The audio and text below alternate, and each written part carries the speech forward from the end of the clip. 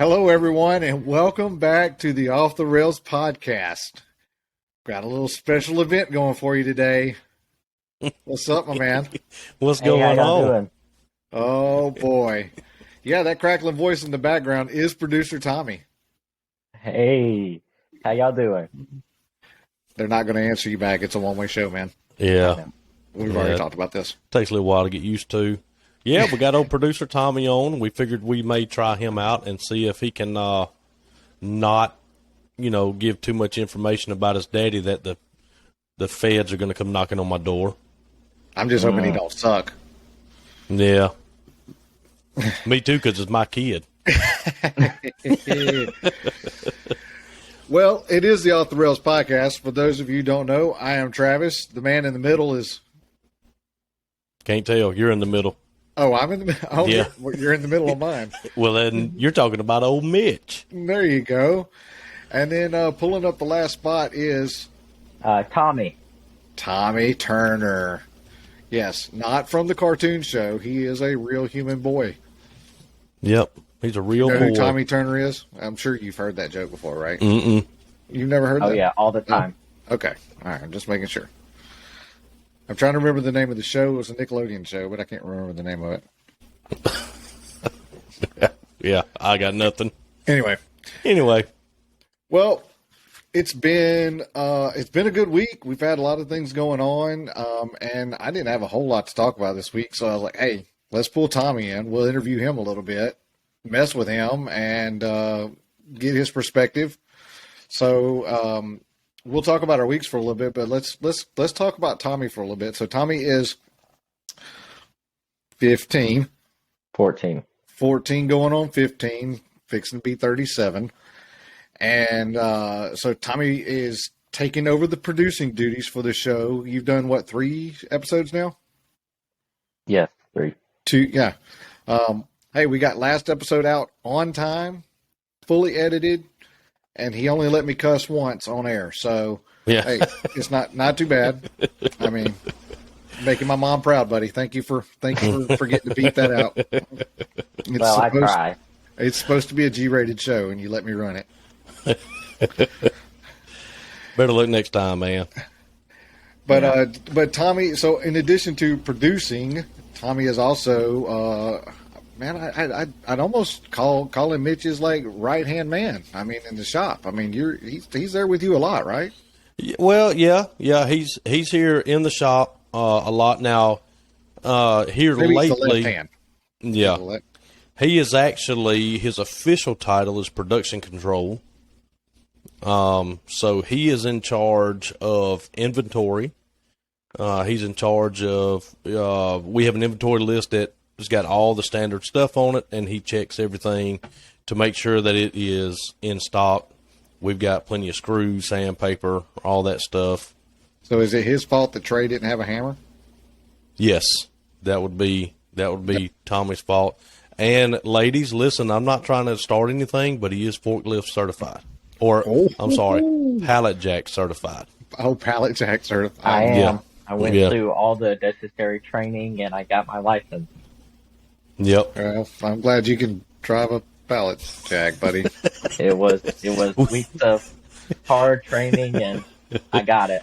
We take safety serious around here, buddy.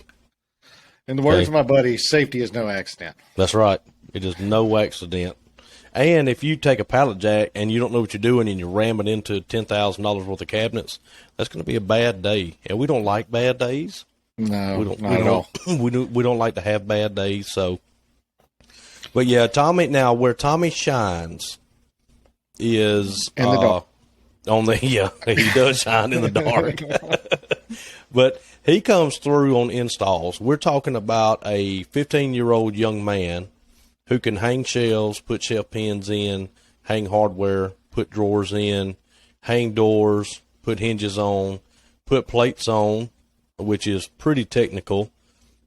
He builds all the face frames for the shop.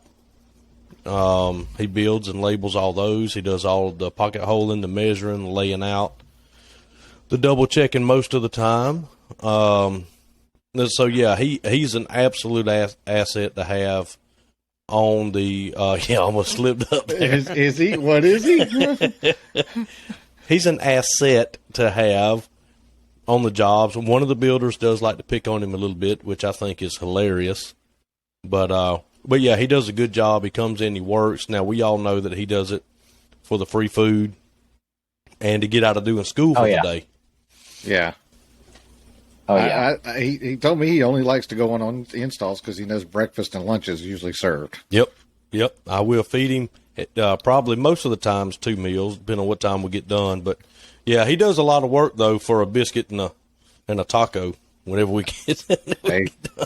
That's a good trade-off, ain't it? That's a good bartering system you got going on there. I need to try to implement that. My bartering system's a little out of whack with my kids. Yeah, but he does a good job. He's beyond his years and his capabilities to really get a grasp of what's going on.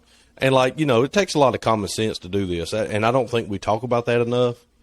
But if you have just common sense, a lot of this stuff is going to make sense to you, and you can kind of, once we show him a thing a time or two, he's got it. But he's got a mechanical mind. He's pretty good at this stuff. So we'll let him hang. And yes, for those of you wondering, he does get a paycheck most times. Even after the deductions, or yeah, after all because he is a tax deduction at the end of the year. I mean, let's just, as long as he don't cost me any more during the year than he saves me at the end of the year, we're good. Right. I understand that. But yeah, I don't understand that. Oh, all right, so we'll cover that in another. Yeah, we don't know. It depends on how you behave, Tommy, is how long you get to stay on here. Yeah, but we're going to ask you. I don't know, Travis. Do you have any questions? Well, let's talk about it. So you were 9-ish. Do you remember life before the cabinet shop? Oh yeah, it was. It wasn't as exciting. I'll say that. And most of the day was just Dad wasn't home at all. But now we see him every day. We do a lot more exciting stuff. It's been a lot better now that we got the cabinet shop instead of just he's gone and he's on night shift or day shift or we don't know when he's coming home. So life wasn't. Well, I don't know what else to say, man. Sounds like you just covered everything we've been talking about pretty well. All right, we appreciate you being on, Tommy. Thank you. Thank you for proving our point. Yeah, I mean, no, yeah, I mean, I think that's one of the major reasons why your dad made this move was for the things that you just said, But did you think that you would when you first heard the cabinet shop was like coming on? Like, what do you remember what you thought about it? Like. Well, he mentioned cabinet shop, and I was thinking it was like we would. I didn't know what it was at first. I'm like, cabinet shop, what like? He had a small wood shop, so I knew like he knew what he was doing. But I'm like, how much are you gonna be gone? Like, is this gonna be another thing where, like, you're never gonna be here? But once I found out what it was all about, it was exciting. I mean, you're 9.5, 10 at this time. I mean, so you don't really. I mean, you're not really realizing like Dad bought his own business and this is what he's going to do. Like you're kind of thinking like he just got a new job, right? Okay, I got you. I mean, so did you think? Go ahead. A funny story about that is when we closed on the cabinet shop, Tommy. You remember this, I know, but their mom wanted to dress them up. And so I was working night shift when we closed on the cabinet shop. It was October of 17. And so anyway, their mom wanted to like play a little joke on me or whatever. So I woke up. It seemed like I woke up that afternoon or something. And anyway, because I remember being in the bed and I'll get woken up by all three of my kids. Joseph was 5, I think, around there. And so what they did was they did a dad look-alike. And so Riley had, with brown marker, she had a goatee and a mustache. And then she had like face paint on for whatever reason. And then Joseph came in, and Joseph had brown marker on his face. And on one cheek it said congrats, and the other cheek it said dad. But Tommy here, he was like, nope, not having any part of that. And he came in there with like a little card or something that says, yeah, congratulations, dad. And no face paint. You too cool to play? Or what happened? That, and they woke me up way too early for me to know what was going on. I got you. I mean, I was half asleep when I gave Dad that card. Yeah, that's funny. I mean, you've been sporting the goatee for a long time. I mean, Yeah. So I mean, it is a signature look. Yep, long. I can't get rid of it now. Yeah. Well, I had to cut mine because I had an accident in the shower. Uh-oh. Yeah, I was trying to trim it up. Oh, blind, okay. And I went right across, like, son of a, starting over. Here we go. So is that what you're going to do? You're going to start it over again? Oh yeah. I mean, Yeah. we're coming back. We're coming back. I don't blame you. I got in trouble. I got yelled at. I can't attempt the beard again because I was told I grow patches. And that was ex-nade, but I was like, all right. I mean, with the goatee, I'm not. Yeah, it's coming back. Take what you can get. Well, that's about all I can grow. So it is what it is. But anyway, so did you? So I mean, what do you think? What do you like about working in the cabinet shop the most? Well, I mean, it's just where it's not a place that's really strict, and like it's a fun place to be in. Like they'll joke and they'll play around with each other. It's not everybody's mad at everybody all the time, and everybody just has a good time in there. And so it's a fun place to be able to walk into, and just fun place to work. Unlike your last job, everybody was kind of rude and. Oh yeah, that last job. We won't even get in all that. Yeah, a bunch of a-holes over there. Yeah. Mm-hmm. Where you worked there before. What do you like the least? The 6 o'clock, he's in there banging on my door, telling me to wake up. We gotta go. I was going to offer to like turn you off and mute you so he could hit. Yeah. Hey, I'm with you, man. Mornings are not my jam at all. I'm with you 100%. I'll work with you till 6 a.m. That's cool. Getting up at 6 a.m. I hate it. Yeah. I absolutely hate it. Well, he can probably tell you how fun it is to put a false front on too. That's become his new job because he's pretty much the smallest on the crew. And so I said, you know what? Instead of Trey and I bending over backwards in these cabinets and laying up under all this plumbing and everything, trying to get his front on, why don't you just teach Tommy to do it? So that's what I did, and now that's their job. And why don't you get you a LaMelo Zeta P2? You know, the guy that used to work for me, Tom, he sent me a message the other day with the LaMelo system, and his shop is trying it out. And he said he's going to let me know what he thinks. He says so far he loves it. Yeah. Till you have to look at the price tag of it. Yeah, that's one thing. I'm not a big fan of that. That's what got me off the cabinet levelers. Yeah, I mean they cost more than a Festool Domino. Yeah, I think they're like $2,500. I don't know. LaMelo. You know what a LaMelo is, Tommy? I do not. Okay. Well, we should listen to the podcast. It's a candy bar. Yeah. So what? So how are you enjoying being the producer so far? It's fun. I enjoy it. A little frustrating at sometimes, but Yeah. Well, your bosses are jerks. So Yeah, I think now that you're kind of getting the hang of it, I think it'll go a lot easier for you.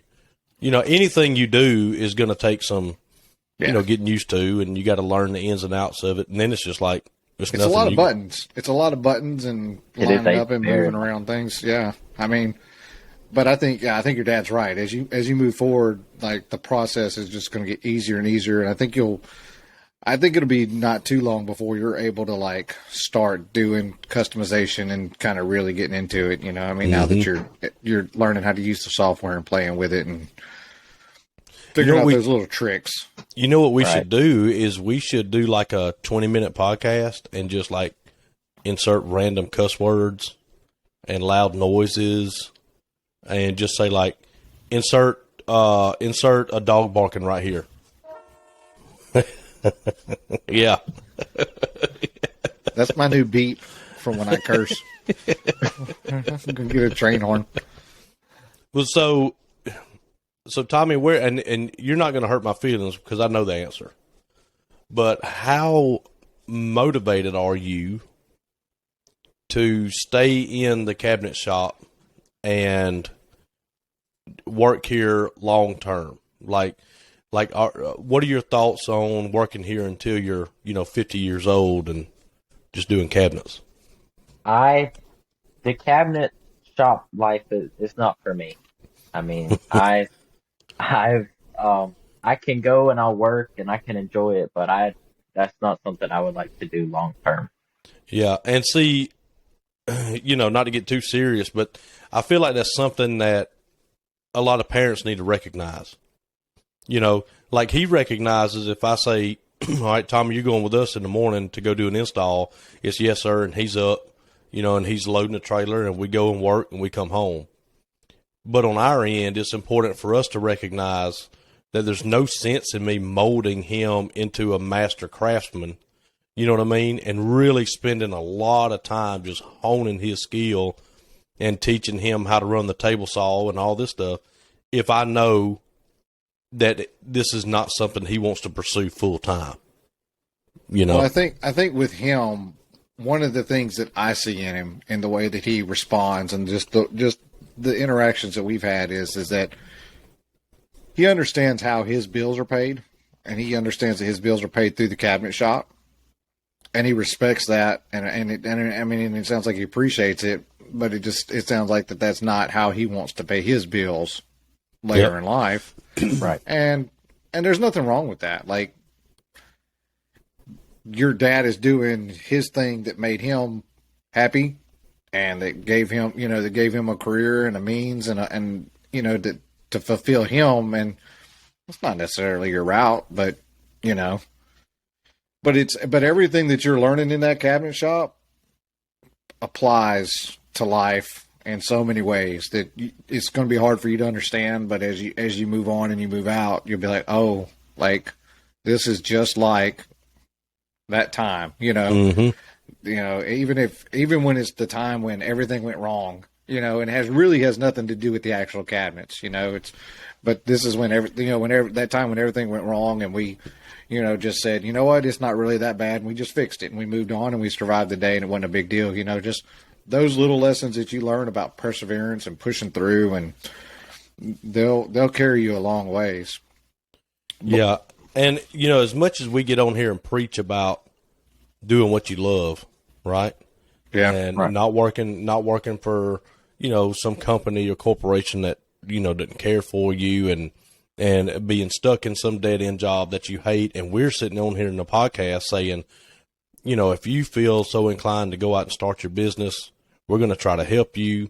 Don't sit there and just keep killing yourself every day, but then turn around and just make this decision for your own kid and say, well, I'm a basketball player, you have to be a basketball player, or I'm a police officer, you have to be a police officer, or whatever it is, And so it's important to kind of keep that in mind, especially if you got kids that are helping you, they have to come on and they have to help and they have to do their job.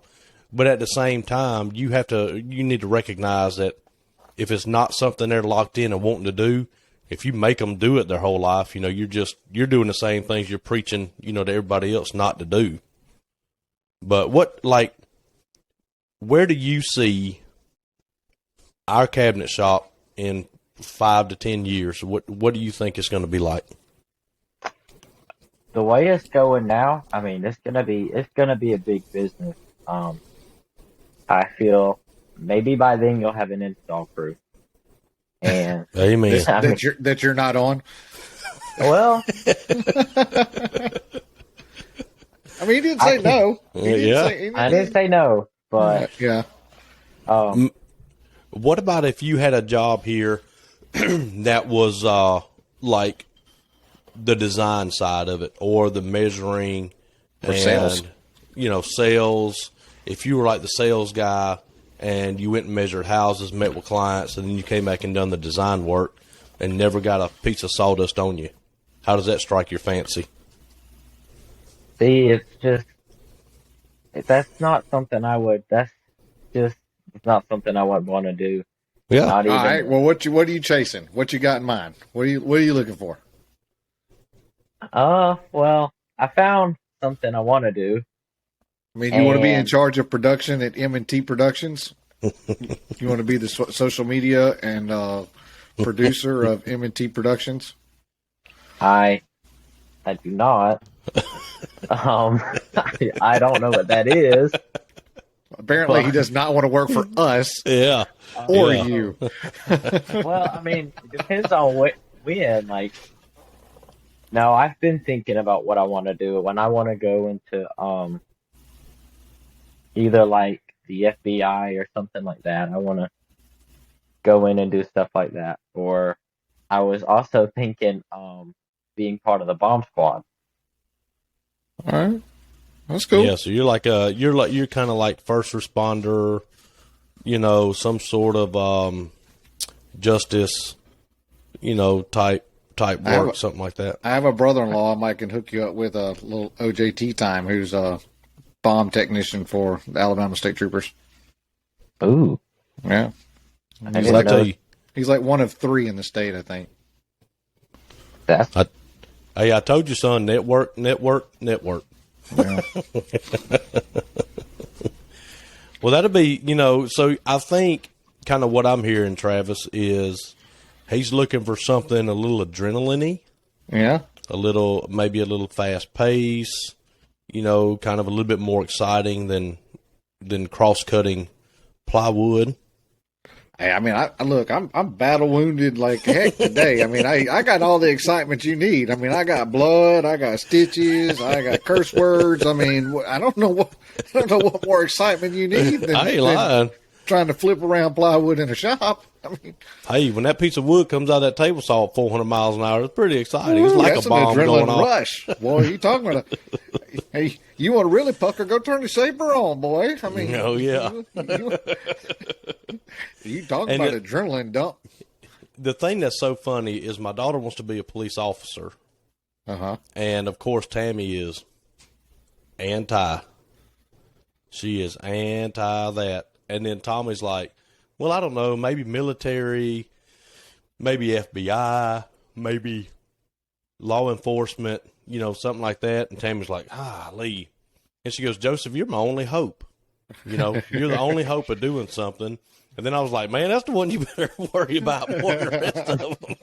He's going to be like a motocross guy or something, and constantly breaking legs and stuff. So she's just out of luck. Ain't nothing I can do about it. Well, I'll tell you, my military career was not long, but it was it was something that I look back on and I really enjoyed, and it really set me in a good path. I mean, I would have probably been arrested and gone to jail if I had not joined the military at some point in time. But it's a good path. It's a good way to do some things. It's a good way to learn. I really enjoyed like being able to learn different cultures, because once you go in, everybody's green. It don't matter where you came from. Yep. Doesn't matter how much money your mom and daddy had. Doesn't matter how little money you had. Everybody's the same. Everybody gets treated the same. Everybody's getting the same paycheck. And then you get some skills. Just don't go into like the infantry. That was a bad move on my part. Go into something, because look, you can get out of the military and like go be a cop if you want to. That crosses over. But if you do like a trade in the military, that if you're like, well, if I decide in 4 years I don't want to be a cop, you've got a backup plan. Mm-hmm. Like, do something that will teach you something. They don't, being in infantry, I mean, I can shoot a mortar, but nobody in the civilian world will let me shoot a mortar. I don't know how that, I don't know how Don't do that, you a lot of good, does it? yeah, that didn't translate when I got out. So, but use it kind of like a tech school. I if you want to go that route, that would, but it's good. I mean, it gives you good college money. I mean, I have a bachelor's degree that I paid $0 for. It took me almost 15 years to finish it, but I mean, I finished it. It didn't cost me anything, you know. Um, but I have it in my pocket. Should I need it, I can put it on a resume. If I close up business and I need to go back into the corporate world for some reason, I mean, I have it. But I wouldn't have gotten it otherwise because I wouldn't have paid for it. I wouldn't have put myself in debt for it. Right. Right. Now, what is one thing that I've told you guys that you had to learn before you kind of moved out and were 100% on your own? I said you had to learn a trade. And so I told him, I said, I don't care what it is. I don't care if it's electrician, HVAC, plumber, sheetrocker, painter, concrete guy, roofer. I don't care. And I don't mean learn a trade like be a master at it. I mean, I want you to walk up if something happens and you try this route and whatever doesn't work, or hello 2020. You know what I mean? Hello COVID. Yeah. All these people sitting at home because they weren't able to go out and do their job, but who was working? Nurses, doctors, mechanics. Yeah. Everybody in the trade was still working. And the trades are an awesome way to make money. They're an awesome way to get fulfillment out of whatever you're doing, where you feel satisfied at the end of the day, welding, whatever it is. And I said, you guys are going to have to spend some time and learn the basics of that trade. So if something happens to your job, you can walk, you can go get with a GC or something and say, hey, I know how to hang sheetrock. I can plumb a little bit. And, buddy, those jobs are always going to be out there, man. So I'm making it a requirement that they pick a trade and they spend time in that trade and they become familiar with it. So if something ever does happen, they can have that to fall back on.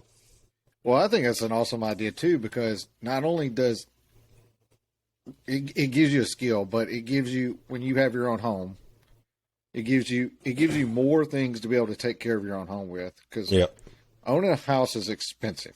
And it requires constant attention, constant maintenance. I know you don't know anything about like a house like needing attention or maintenance and everything y'all been through.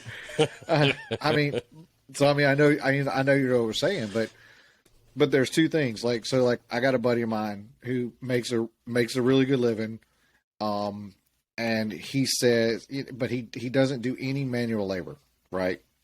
He says, I did manual labor. And now I make enough money that I don't have to do manual labor. He's like, not that I can't do manual labor, but I set it as a goal to be able to afford to not have to do manual labor. Yeah. But that doesn't mean that he couldn't do, that you couldn't do some of the things that, that you just don't like. Cutting grass is something I absolutely will not cut grass. And I mean, as long as I can afford it, I'm going to pay somebody to cut my grass. I hate it. I cut grass all through high school. I cut grass as a cop, as a side gig. I cut grass. I absolutely, and I have, maybe you'll see it one day, but like you'll laugh when you see, like you're like, you won't cut this. It literally takes 15 minutes to cut my yard. Go ahead. It's different because I love cutting grass. Yeah. I mean, there's just something, there will be something in your life that you're like, to me, like I was just like, I want to be able to afford to not have to do that one task. Like you'll find that thing, in life that you're like, that's kind of like I made it, this is, I've kind of, it's a stepping stone, this is, I've made it to this point. I don't have to do, I can, but I don't have to do it for myself. I mean, but the time that it takes to cut the grass, the maintaining of the lawnmower, the storage of the lawnmower, all that stuff, it's just not worth it when it costs me $25 to have my grass cut. Right, exactly. I mean, it's just it's not worth the time and the effort. But I also it gives me those few. Yeah, it's only like an hour it would take to cut, weed eat, and clean up. Yeah. But I also run the business, so that's an hour that would come away from the business. Or an hour that would come away from the family. Like it's got to come from somewhere. Yeah. So you'll figure that out. But when you have the ability to do your own things, you can decide whether it's something that you want to do or whether it's worth paying somebody else to do for you. When you have no clue, you have no choice either. You're left with the only choice you have left is to pay somebody else to do it for you, and then you don't know what it actually takes to do a task.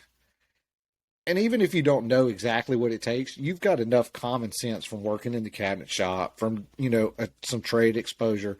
You get enough of a mechanical sense to know, well, that should be, like that should take about 2 hours, okay, and they had to learn how to do this. So yeah, $300 for that sounds fair. Mm-hmm. Whereas if you don't have any clue and they go, well, $600, you're like, all right, $600. I don't know where I'm gonna get $600 from, but I gotta have it done, and I don't know how to do it. I mean, yeah, that light bulb is burnt out, and it's got to be working. So I'll pay you $600 to come. But it's kind of how I am with a car. I'll be perfectly honest with you. I mean, when I take a car to the shop and they're like, your hydrosolator is out, and I'm like, okay, we'll replace it. I don't know, and bend the Johnson rod while you're in there too. I guess I don't know. Like I really don't. I mean, especially with the computers and stuff on them, So I mean, I kind of get bent over, when I go to a mechanic. I feel like sometimes, but it's good. I think it's just good to round you out, And that's something I forgot to mention is he cuts the neighbor's grass, and the neighbor's pretty particular. He is a retired, he's a Vietnam vet, and then he's also a retired sheriff's deputy. Oh, okay. And so he is particular.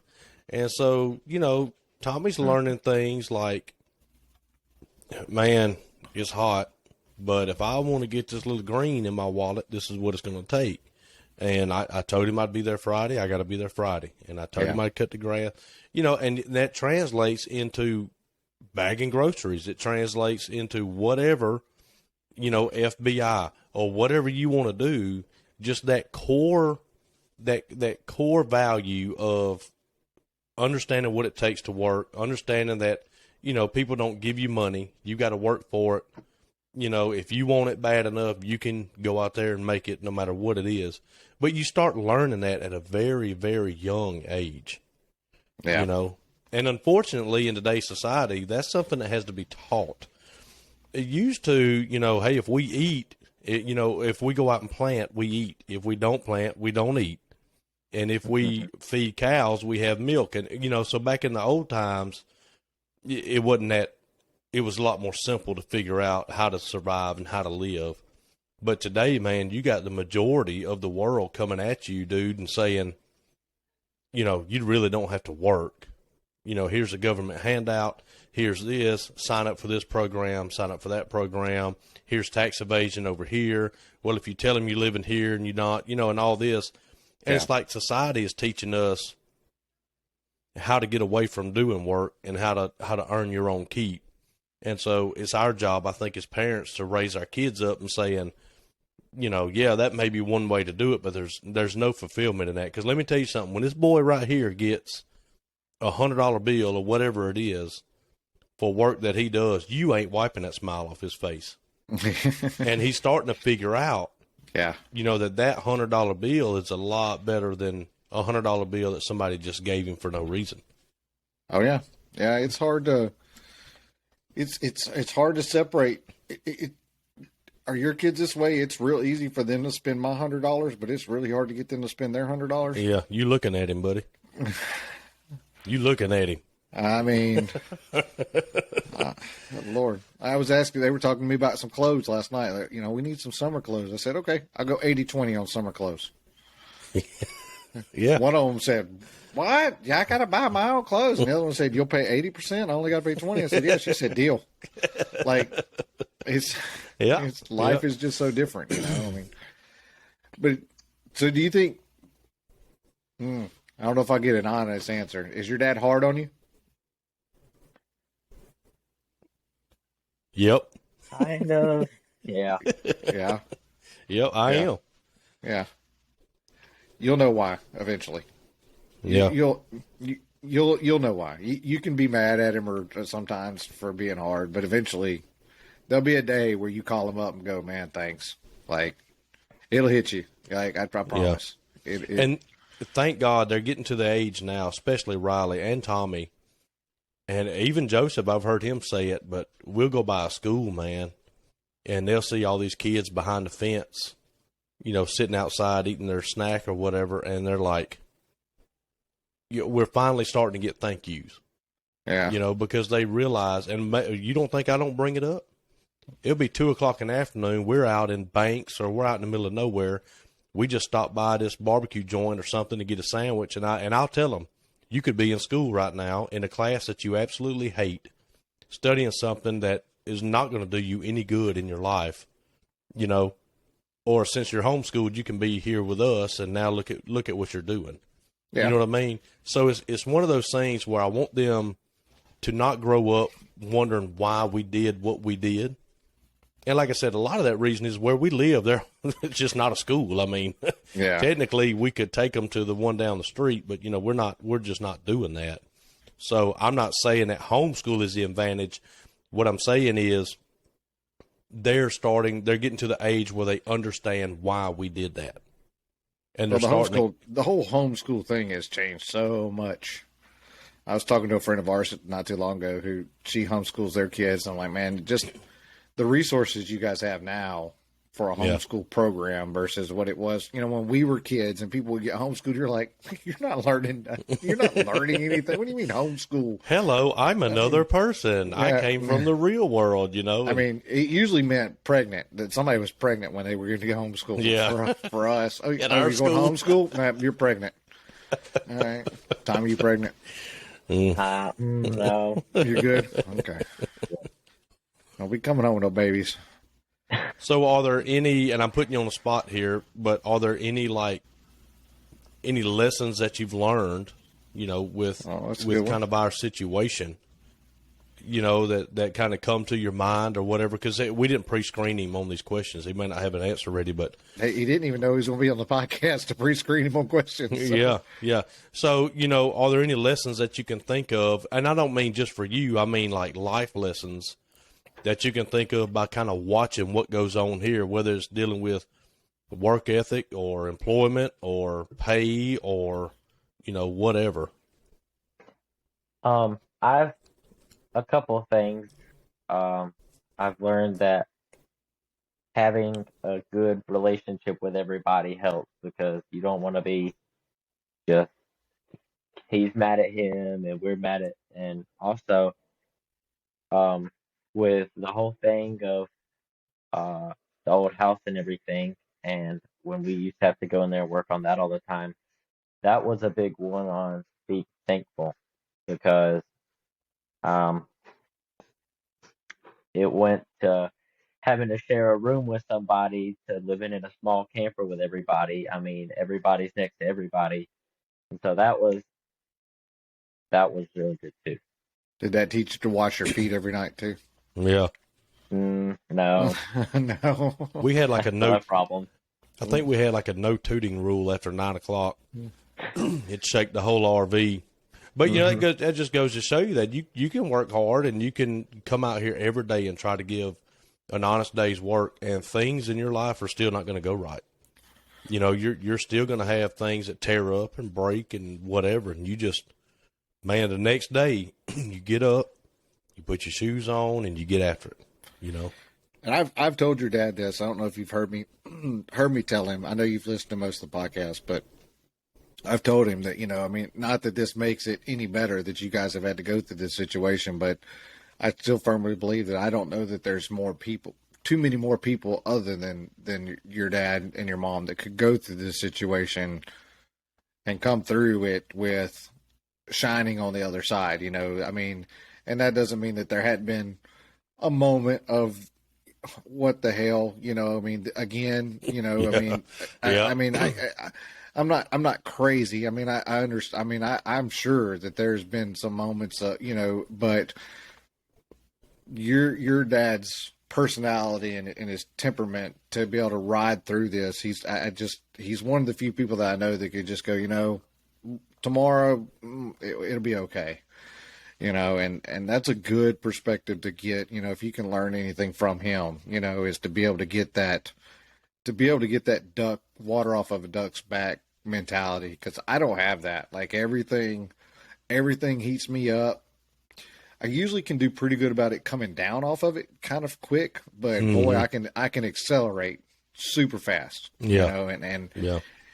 and I think that's one of the things my kids have learned is to not do that, but just from bad example, you know. But but you know, it's one of those things that I think that's your dad's just always been that way. It's just been a characteristic of his that he's just always been even killed. When he talked about the story, you know, in the Mexican restaurant where the guy, you know, was popping off, you know, I was like, yeah, I mean, hey, you get him to turn around, you've done something. Like, I mean, Right. I mean, you deserve what you get, buddy. Like, I He mean, he What? had everyone at that table shook up. I can. yeah. That was the most stressful dinner we've ever eaten. I was going to ask you what you thought about that whenever it was going on. It was just the chair sliding back was one of the loudest things. It's like everything went silent after that. Slow motion. You get a little slow motion moment. Them jokers got to looking in, didn't they? Hmm. Everybody turned their heads. Yeah, they was all about to see something too. I guarantee you. Well, good Man, deal. it's been fun talking to you. You got anything you want to tell everybody? No, not really. I mean, I've Okay, said here's all I one. need to say. Here's All right. one. If there's another child around your age that is on a farm or something like that, and their parents are making them do chores and they're making them, you know, help out around the farm and all that, what do you want to tell them? Oof, man, it's worth it. That's all I mean, it's worth it. It may suck, but it's it's all gonna be worth it. Because Oh, our job is to get you ready for when you're an adult, right? right, So, you know, everything we do is based around that. It's based around trying to get you ready when you turn on your 18th birthday, right? And we kick you out of the house right Don't after care you where eat, you go, but you can't stay here. yeah, right after you eat your birthday cake and you're gone. You should be ready. right. Yeah, Or maybe not even the birthday cake. Maybe just I'll wake up to dad with a suitcase in his hand. you know that's how my wife and her brother were when you know growing up on the chicken farm, and you know they go down and get their chores done, and she was. I'm just gonna get it done and I'm gonna get this suck over with. You know, I Mm-hmm. don't want to do this. I don't want to be here, but the more I complain, the longer I'm going to be here, you Yep. know? So she'd go Right. down there, she'd get her stuff done, and she'd leave, and her brother'd still be sitting there, you know, kicking around rocks and, you know, just making dad more angry and just stretching the whole thing out. You know, it, it took him a long time to realize that just getting it done would actually make it faster than kicking rocks around him and slowing the whole thing down. You know, and chicken that we were going we were going to Florida this weekend, and I mean as we go right by, she said, "Oh my God, that chicken house smells terrible." I said, "You know what smells like a chicken house?" She goes, "What?" I said, "A chicken house." They ain't. It is just an undeniable smell. There's nothing else. I mean, it's just god awful. She's like, She goes, "I think their pit's backed up," and I was like, "Which a pit? I don't think legally you can do it anymore." Do you remember the pit, Mitch? Oh, yeah. Yep. I Yep. don't think you can Oh, legally God, do do it I anymore, remember but the pit. a pit is just really, it's just a big hole, and that's what they called it. And then they had buckets. I don't know how they actually, I think it was buckets with, I think he covered it with tin and boards and then put dirt on it. And the buckets didn't have a bottom in them, but they had a lid. So you take the lid off and you throw the dead chickens in there. Well, just imagine there's hundreds of dead chickens in the bottom of this thing decaying. And And yeah, they've been in there for a while, too. Mm. yeah, breaking down and decomposing. I mean, just full of maggots and all just decomposing naturally. Yep. You can't do that. You have I to don't know. incinerate them now. But I don't know why they wanted to get rid of that, man. It seems healthy to me. I don't I know. mean, it seems like it's enriching. I bet you could plant on that soil, though. Yeah, Lee. I bet you could get whatever you wanted to grow in that soil. But yeah, man, you know you're doing good, bud. We appreciate you taking over the producing duties and getting that Oh stuff yeah. done. It's I know you're excited about it, but it's took a load off my plate coming back into town last night. I was just stress free that I didn't have to worry about coming in and going, oh crap, the podcast. You know what I mean? Right. It was all taking time, and it was good. But you got everything out on time, and everything looked good, and you're getting better at the titles, and getting the creative juices going on those. So you're just doing good, and that's a killer hat you got there. Oh, well, thank you, man. I Yeah. got it from my favorite podcast. Oh, got you. Yeah. Hey, shameless plugs are never shameless. Well, look, when you get in there now, save me some peach cobbler. All right. Oh, Well, y'all you don't can eat have all my of it. batch because I ain't eating no peach cobbler. Me neither. I don't need it. Ugh. Fruit. Yeah, that can't be perfect. All right, but do you want to stick around on mute or do you want to go?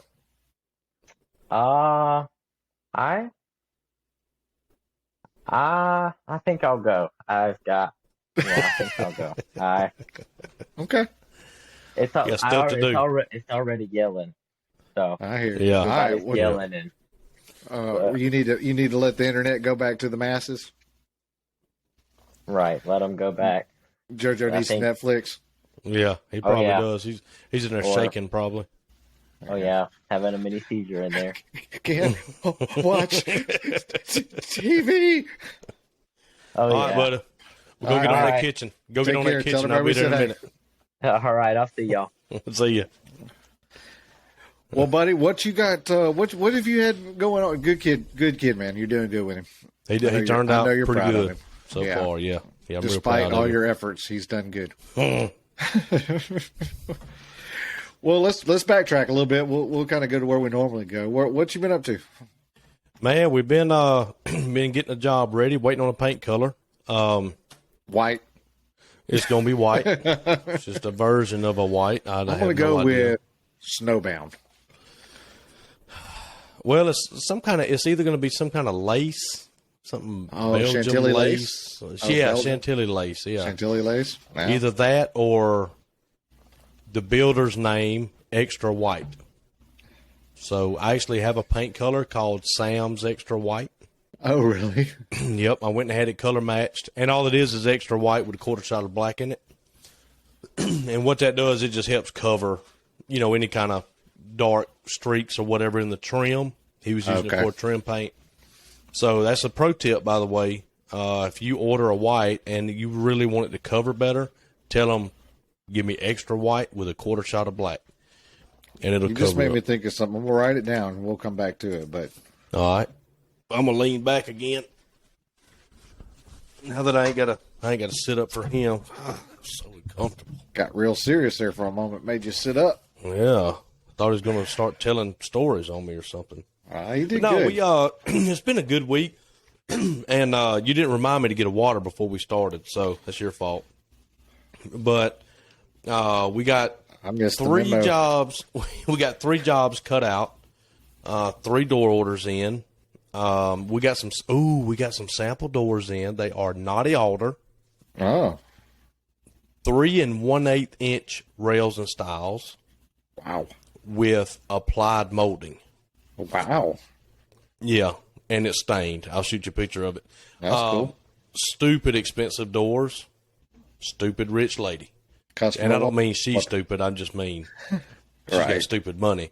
So, yeah, we're working on that. And that job is way down the line. They're just now framing it. But it's good to go ahead and get going on it. And, dude, the picture she sent me, I sent you that picture of that super fancy kitchen. Yep.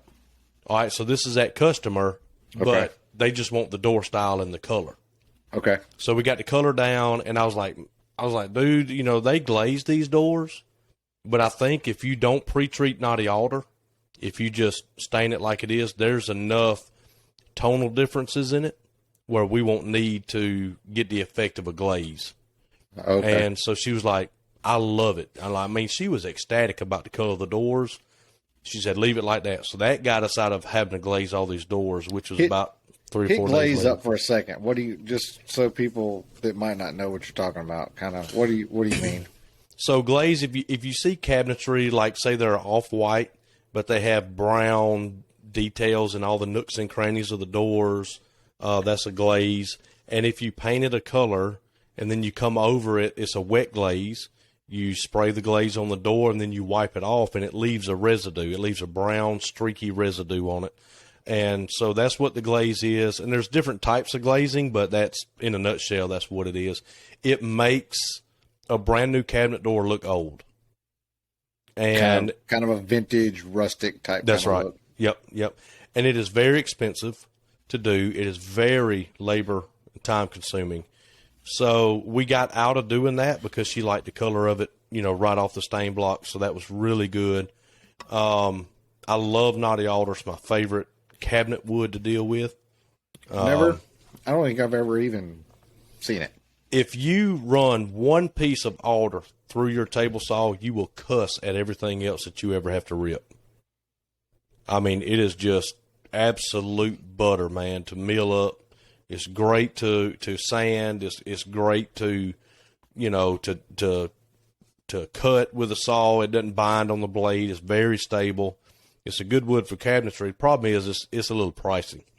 Is it? I'm looking it up. That's what I'm doing. I'm looking up. I picked up my phone to look up a picture of knotty alder, and I had a text message that said snake eyes and deer eyes and snake boots.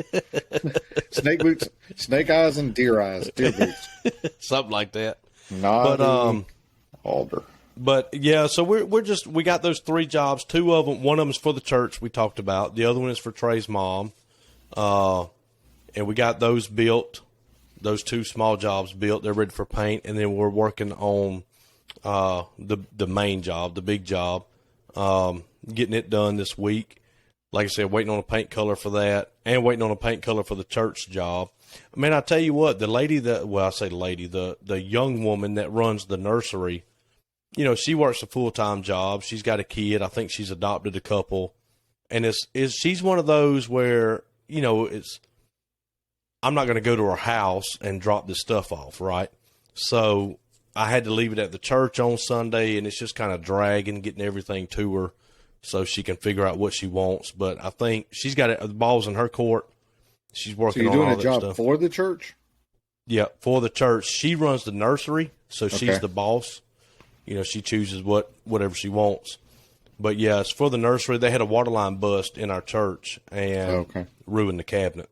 I got to send you a picture of that cabinet, man. You talking 1980s single wide? Oh, it's nice.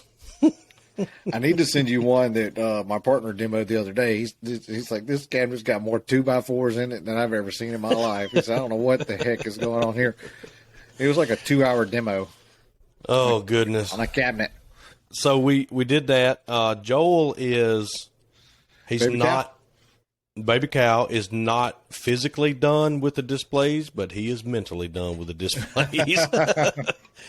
So he's doing 3 of them now. The order came in for 5.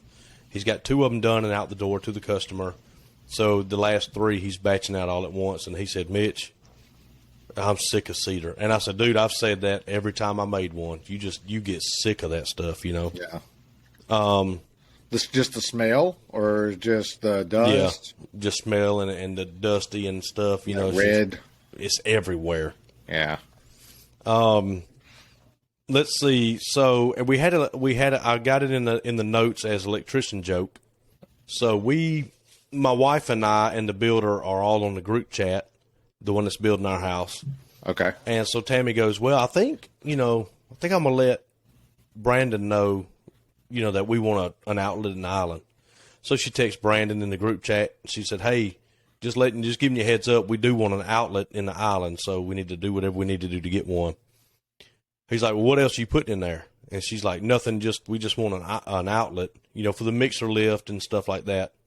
He goes, all right, I'll let the electrician know. And when I saw that, I was like, aren't I the electrician?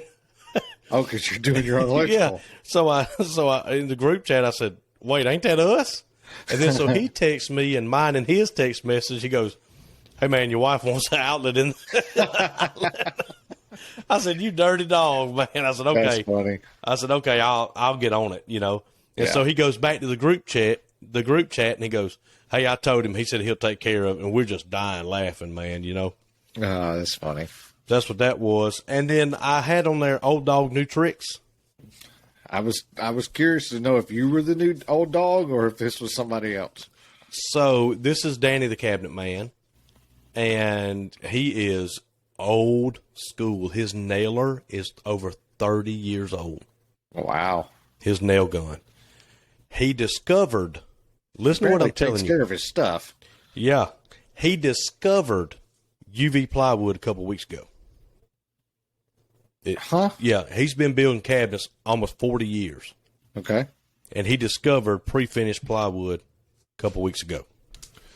So he called me and he's like, "Hey, you ever seen this stuff?" I was like, "Yeah, what are you talking about?" He said, "Man, I just saw this stuff, man. Like, I don't think I'm going to have to." He goes, "You know, a lot of people, they don't want the inside of their cabinets painted anymore." And I was like, "Yeah, it's been the last 20 years, you know." Yeah. So anyway, he goes, "I think I'm going to try this stuff out and see what I think about it." I said, yeah, why don't you do that? So what's he been building? Paint grade interiors? Yeah, he's been painting. This man has painted every interior of every cabinet he's made for, let's just say, 40 years. Wow. Every interior. So he does his own finishing too. Yep. So anyway, he called me last night. He's like, "Hey, you got a minute?" Because it was Sunday night and it was like 7:00. And I said, "Yeah, I ain't doing nothing." He goes, "All right." He said, "Listen." I mean, I'm normally on the radio at this time of the night. Yeah. He goes, "You ever seen these? It's like these drawer guides, but they sit under the drawer. Like you can't see them. Like when you open." I said, "You talking about an undermount drawer guide?" He's like, "Yeah." You ever dealt with any of those? And I'm thinking, my goodness, man. And so the way I look at it is, I mean, I just think because, dude, this dude's got me by 35 years in the cabinet business. He's done forgot way more than I'll ever know. And he's calling me and he's saying, "Hey, what do I need to know about these undermount guides?" And we talk for an hour and a half about undermount guides. Yeah. And UV plywood and things. And he's like, "Well, if I do pre-finished interiors, I don't paint them. I think I'm going to have to, mask the cabinets." And I was like, "Yeah." He's like, "I've never masked a cabinet." Think about that. That's crazy. He's never masked one. So he's like, "You got any tips?" And I said, "Okay, here's what we need to do." So he's talking about sealing off the face frame so that when you spray the face frame that you don't spray the inside of it. When he says mask it off, he's going to block it. Yep. And he's never had to think about anything like that. He's never had to deal with it. So he's coming to me. So he may hate it in a way. He might, masking. You know what I mean? That's crazy when you think about it. Yeah. So he, I just think it's really neat that I'm in a position that I can help this dude out that's been doing this since basically I was born. And he's coming to me and he's saying, "Hey, what do you know about this? What do you know about that?" And I just thought that was really neat for some reason. That this old head is calling me and wanting my opinion on this stuff, because we'll be there one day. We'll be there where we've lost touch with the new thing. And, I guess if you're not internet savvy, and you're not into, I don't know. I mean, how would you, if you're doing stuff from that kind of era, how would you know when a new product like UV comes out? Like, yes. And see, that was Sensei's issue is he had, the day I put that Sheelix head in my planer, he had no idea they even existed. Yeah. You're talking about a completely different generation, man. These dudes are 60 years old, 70 years old, and they're not on YouTube. Hey, guess what? They're not on Facebook, social media, Instagram. They don't follow all these YouTube woodworkers and all these cabinet makers. They're not in cabinet groups. And it kind of brings you back to reality that these guys are in the shadows and they don't have, a good way to learn about all this stuff. Now, I do go to IWF every year that it's in Atlanta, which, by the way, we're going next year. Yeah, we need to get that on the books. Yeah, August 8th through the 11th or 9th through the 12th. Anyway, he doesn't go to those shows. He doesn't. This year? 2023? No, next year. August? 2024. Okay. So anyway, it's one of those things. It's just, it kind of sets you back, Yeah. but it reminds you also at the same time to not get stuck in that rut, to try to stay kind of at the forefront and know, but they didn't have Facebook. Can you say that a little louder for my kids so they can hear when I'm watching YouTube videos and I'm trying to stay current? I'm trying to stay in the business. Like, you have to. I get beat up all the time. They're like, "Why do you watch people build cabinets? That's what you do." I'm like, I'm trying to learn new things.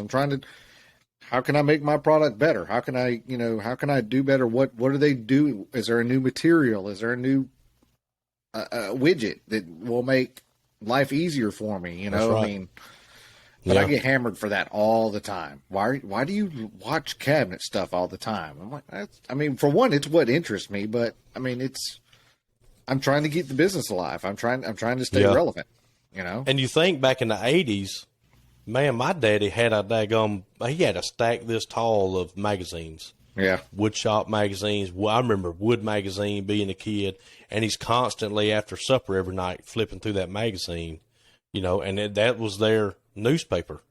Yeah. Back in the day, that's how they kind of stayed on top of it. So, they we also have things. Thought the Shopsmith was an amazing tool back then. Yeah. Oh, my Shopsmith days, I swear. But anyway, so yeah, they don't, so it's nice to be, I feel privileged, I guess is what I'm saying, to be in a position to kind of show this guy, some of the newer stuff out there and hopefully help him. Well, you got to think that you're doing something right to be able to maintain the respect of somebody who's been doing cabinetry for eons, especially in comparison to you, that they feel humble enough to ask you a question. Like that's not easy for a guy to do, for one thing. Right. I mean, it's sometimes hard enough for me to ask you a question about something I don't know how to do. But it's also easier for me because you've been doing cabinetry longer than I have. So I can always, it makes it easier for me to justify my manhood that way. Yeah. But for somebody who's been doing it for 30 years to come to somebody who's not been doing it as long and go, "Hey man, can you school me on this?" It should make you feel good. It should make you feel good about you as a person. I mean, for first and foremost, just you as a human being and the way you interact with human beings, but then the way that he perceives your product and your work. Yeah. It's, cause I've given him jobs before. I met him at Worth, at a supplier. We were both picking on the guy behind the counter. That's how we met. Yeah. And I got his number and we kind of, talked a little bit. And I've sent him some work. If I get a small job or whatever that I don't really have time to, he goes, "Hey, if you ever run across something kind of small, that's my thing. I love doing that, And, so you kind of develop this relationship. Almost at the hobby level. Yeah. Yeah. And so, it's not an ego thing. You know what I'm saying? Like, it's not me sitting here going, "Well, I guess you can have my table scraps." It's, "Hey, I got this lady that I just can't get to, man. She's in a bind. Would you be willing?" "Oh, yeah, I'll do that." Yeah. So he's not sitting there with his hand out asking for for something for free or whatever. He wants to work for it and do the job. But, it's just, that's kind of his niche. That's kind of what he does. And the customer wins. I win. I don't have to do it. He wins. He gets the job and the customer don't have to wait 9 months on somebody. Yeah. So it's all around a good thing to do. I like being able to refer somebody for something, if it's not, I had a job this last week, which I'll talk to you about in a second, but he wanted some other things done in the house that were things obviously outside of our scope, but he knew that I did remodeling, previously. He's like, "Well, let me run this by you. And who do you think?" And I said, "Well, I'm going to give you this guy's name." I was like, "They do really good work." And I was like, "If he can't get to you, he's in that world. He will definitely know who is in your area and who can get to you and who, and start pointing you in the right direction." Because it's hard when you're out there trying to find somebody to trust. Man, I was listening to the podcast today when we were talking about, trying to collect deposits and people, burning, other people on deposits and just how that rat race can run. And I was just thinking, man, I'm so thankful not to be in that remodel world where I got to have these huge deposits anymore and cover my butt. And And by the way, I talked to her today. Oh, did you? because I listened to the podcast and I was like, I Yeah. need to call her. And so just real quick, the contractor finally called her back and said he'll try to find somebody else that can come down and finish fixing all that. And I said, he's already been paid, right? And she goes, yep. I said, all right, call me in a week. When he still hadn't showed up, call me in a week. And I said, we're going to get this thing ironed out. Yeah. It's over with. I can't stand it, man. It's bothering me. Yeah. It really is. Anyway, that's my week. Not a whole lot. We just knocking some cabinets Just out. moving along, huh? Yep. No really new news. We're waiting on the plumber on the house for the last 3 weeks. So nothing. New house, rental house, New house. new house. Okay. Yep. So you got to get plumbing run so you can pour the slab. Yeah. So the plumber's got to just give us a day he can be here, and then 2 or 3 days before that, the concrete guys will come dig the footings. Yeah. Then the plumber comes in, runs his pipe. The plumber has to be able to be within a few days of the Gotcha. footing guy. So Gotcha. we're waiting on him. What about you? What you been doing? Man, it's been good. Been a busy week. Got the big bookshelf build done that we actually talked about in the podcast that released today. Mr. Eccentricity. It was a good install though. Other than him wanting to help, customers, let us do a service for you that you're paying. It makes it really hard. And he was super nice, and it made it really hard. But I was like, hey, he's like, I don't walk around with my nose in the air. Like, I appreciate manual labor. He goes, there's little things that I can do, but I mean, like, I would make a cut all, cause I had a face frame on site. So I'd have an offcut, and he'd pick it up and hold it. And I'd have another offcut. He'd pick it up and hold it, and just collect the offcuts. I was like, and it's hard to tell. It's hard to say, go away. Like, Yeah. And one time he said, do you usually charge extra when people hang around? And I was like, I usually do. Yes.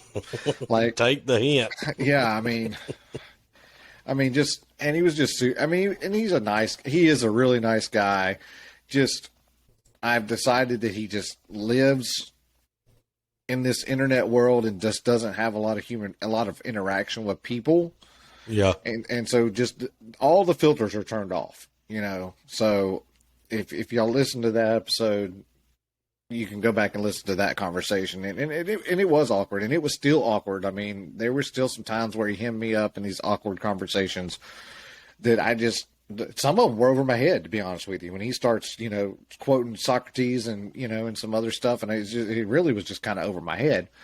Now I did blow his mind a couple of times when he said, Nick said, he's a big UT guy, and I'm a big Alabama fan. And he said, Nick Saban, he was praising Nick Saban basically for, the things he's been able to do. I said, one thing about Nick Saban, I said, is it also, your environment is a big thing. And he's like, he kind of backed up and he's like, looked at me. I said, he couldn't do that in the NFL. Yeah. Like, you're right. He could only do it in the college football world. I was like, because you have to have an audience. Because he was kind of talking about like some world leaders and dictators and things, how they came to power. And I was like, but you got to have an audience that'll listen to you. If you don't have an audience, you can be Hitler all you want to, but if you don't have an audience to listen to you, then you don't become Hitler. Like, it just doesn't happen, if you can't gain their attention. But all in all, it was a good install. I don't think I've ever had a customer that was more thankful for the work that was done in their house, though. I give him that 100%. Like, super, super jazzed about having a bookshelf. Just crazy excited about the process and getting it done, and just thought it was just the best thing ever. So super happy customer. Well, let me ask you this: Do you ever Facebook stalk these people? Like, once you learn their name or whatever, and they're kind of a little bit different. Not You ever really. go and like see what they post and that kind of thing? Nah. I just kind of, which I know for particular, this guy has no social media because he's in the cybersecurity world and was like, you shouldn't be on any of that. Oh yeah, that's probably a good point. And I actually made the comment like leaving. I was like, I'll text the finisher. He's like, I haven't heard from the finisher. I was like, I'll text him and try to get him. I was like, but I can't get a text to go out. I was like, I don't know what kind of Faraday cage you've got around your house. He's like, you should have said something. He's like, I would have given you some network. He's like, yeah, you can't. He's got something going. Like I could not get a text message to go out while I was in his house. Really? Wow. Yeah, he's got some kind of lockdown. I mean, now I could go outside and send something, but inside I really couldn't. I mean, you got a scrambler going in there. Legit couldn't, but I mean, he's since I heard him on a conference call. He's in some legit cybersecurity stuff. Yeah. But got that done, and then man, finally got the Grizzly up. Holy Moses, got the part in. I have put that table saw together 3 different times. Grizzly, can you get your instruction manuals together, please? That's all. I mean, I don't understand. It's a pain in the neck, ain't it? It really is. Like it's like the instruction manual is written for the saw, right? And then, but you got the saw plus you bought this big extension table. Well, then you got to get the instruction book for the extension table. Oh yeah. But you got to figure out where that book falls in with the other book. Like it doesn't say if you're installing optional accessories, start here. Like you just got to kind of figure out where to. So put that thing together a couple of times. I think I told you earlier today, I've got something pushing the saw off. I've still got something pushing the saw off. I can't figure out what it is. Yeah. It's driving me bananas. And I'm getting burnt plywood. Like I've never had burnt plywood, and I'm getting burned plywood. I don't know what it is. I got something out of parallel. Yeah, all it is. Something's a little out of adjustment. One thing I was going to tell you today is to just use the widest piece you can get with your miter gauge. Mm-hmm. Run it through and see what happens. Run it on the left and the right side of the blade and cut a little bit off. Like if you can only cross cut, 6 inches with it, then just rip you something 6 inches wide and go through and see. And then as soon as you get past the blade, whatever, and see if your miter gauge is cutting good, then you know that it's something in your fence, because your miter gauge aligns the table up with the blade, right? Right. So if your miter gauge is cutting crooked, that's telling you, well, something's with the main casting is out. Or you can isolate it down to just the fence, or like you said, the riving knife. That thing can mess you up. Yeah. I really think it's the fence, because, and I've never had a fence that this, it's a shop fox fence. So I've never had one that is this long. So it's like a Beesmeyer style. It's the big square Beesmeyer style. Yeah. And it's in square. Like I've pulled that measurement 900 times, like front of the blade, back of the blade, I'm parallel. But I think by the time it trails off all the way, I think that's where I'm losing. I think that's where it's out. Yeah. But I don't know how to fix that because it's parallel up here. Does that make sense? Yeah, and another trick you can do, sounds like it's not it, but another trick you can do is mark the tooth in the front and measure from the tooth to the fence, and then rotate Roll that it back. tooth. Yep. To the back, just to see. I mean, it sounds like you got something going on that's a little bit, more, it's a little bit outside of that range. Right. But, yeah. I'll Too bad get you it can't dialed FaceTime in. me. Yeah, it's just right. I mean, it's just trying to work and get it dialed in at the same time. I mean, it's so close that I'm still able to work, but it's just far enough out that it's really frustrating me that, I got this super nice saw now, and I'm supposed to just be ripping and running, and I got something that's just a little bit out of parallel. Yeah.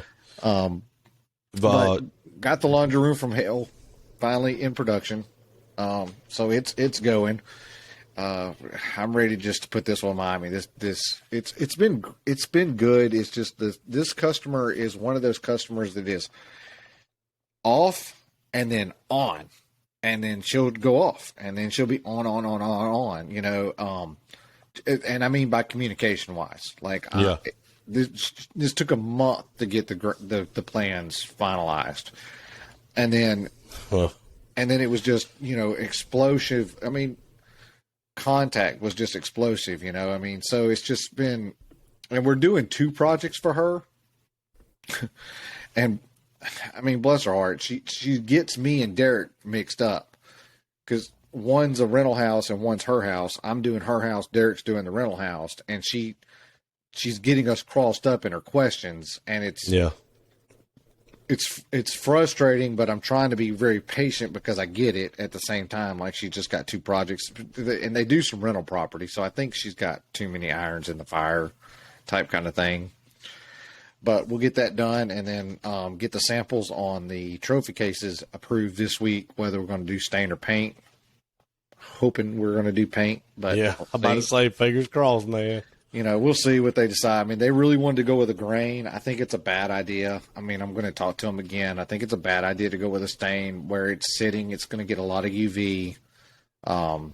It's in a very active area, so it's probably going to get chipped, you know, and touched and bumped and stuff. I just think, like a 10 sheen, or, you know, in renter world, like a 10 sheen's pretty hard. Yeah. So just kind of do a high sheen hard on it, I think would be the way to go. But just getting that approved. And plus, it's not 1998 anymore, so. Right. Well, they want it stained blue. Oh, you know what I got? You know what I got? Rubio.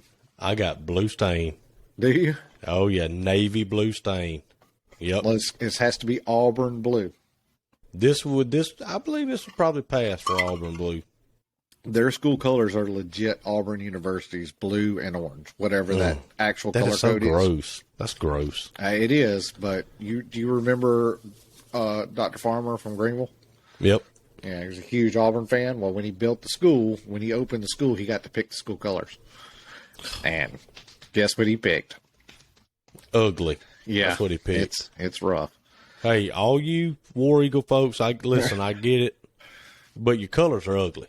They are. Let's call it like it is. They're ugly. Yeah.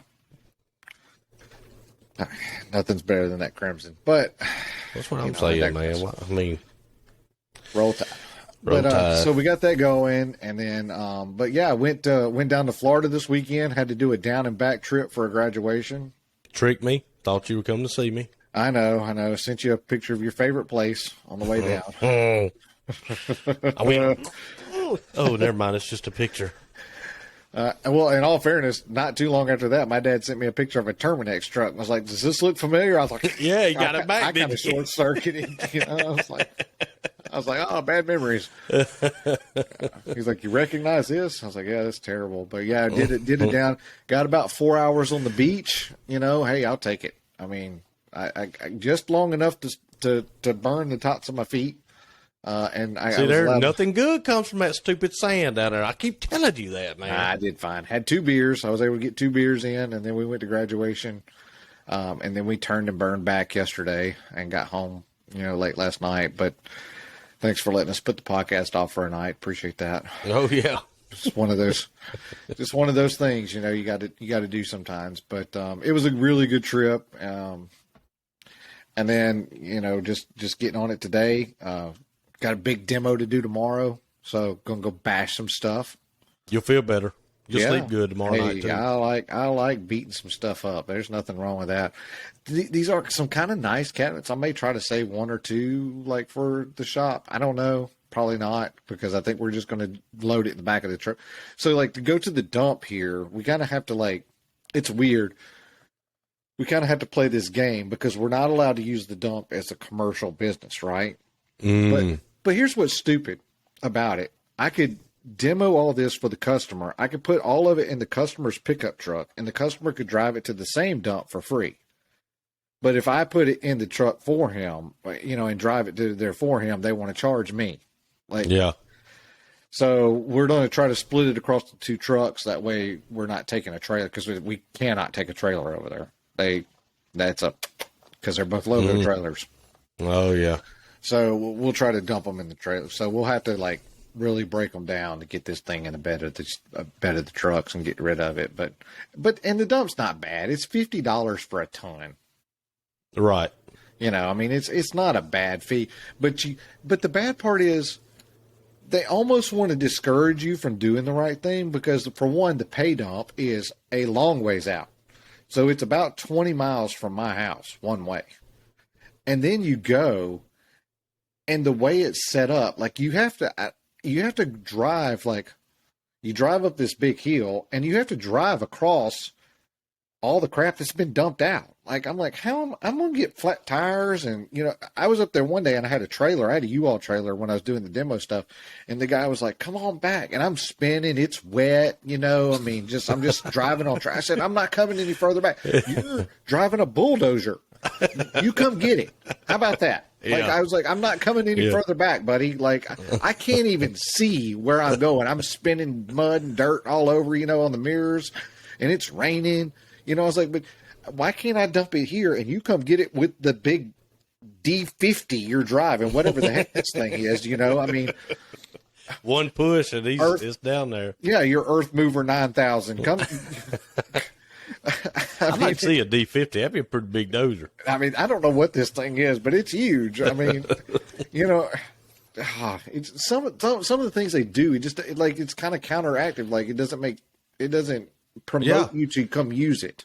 Exactly. Well, let me throw this at you.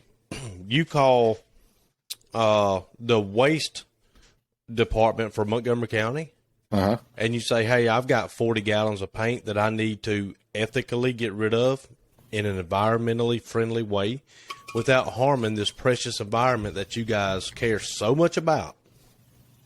3 weeks. I tried to find a way to get rid of it. You know what they wound up telling me? Go purchase cat litter. Put the cat litter, fill them up where it's just dry matter in the cans. Then take the full of cat litter cans to the dump and pay by the pound to have them disposed of. And I've had to do that. Do you know how long it takes that cat litter to actually dry a gallon of paint? A long time. It ain't a fast process. No. And I was like, but I'm trying to do the right thing, and this is like the 8th phone call I've had to make to try to get to somebody who could maybe tell me what to do, and you tell me to put cat litter in it. So now I'm buying cat litter and paying 4 times as much to empty this stuff. Yeah. And that's when I finally got a hold of the drum guy, and he's like, dude, $400 a trip. We give you a brand new drum. We take it away. We dispose of it. When they incinerate it is all they do. Yeah. And it's done. And that's $400 a year. It'd be 4 times that much if I went to the dump and tried to do it the way the state tells me to. And if you got an old gallon, if you got a full, you can only do the kitty litter if you got like a half gallon or less. Right. Yep. Because it takes about half and half to get it to even work. Mm-hmm. Otherwise, you just got kitty litter sitting on top of wet paint. Yep. But there is a product that you can buy at like Home Depot and Lowe's. If you're a homeowner and you've got just like let's say you just got some old half used paint that you want to get rid of, there is a dry up chemical that you can buy at the paint counter that works better than kitty litter, that you just stir into the paint and then you can dispose of it as And what we do now is doing latex. We dump the paint into the drum, and then we take Forstner bit shavings from the hinge machine. Yeah. We suck all that into a little vacuum. We put a handful of that sawdust in there, stir it around. The next day it's dry. We put it in the garbage can. They're fine with that. As long as it is not a wet chemical. Yep, they're fine with it. But it's like, okay, you guys, and I was thinking, how much can I get fined if the EPA rides by and sees me dumping this pre-catalyzed lacquer into the dirt?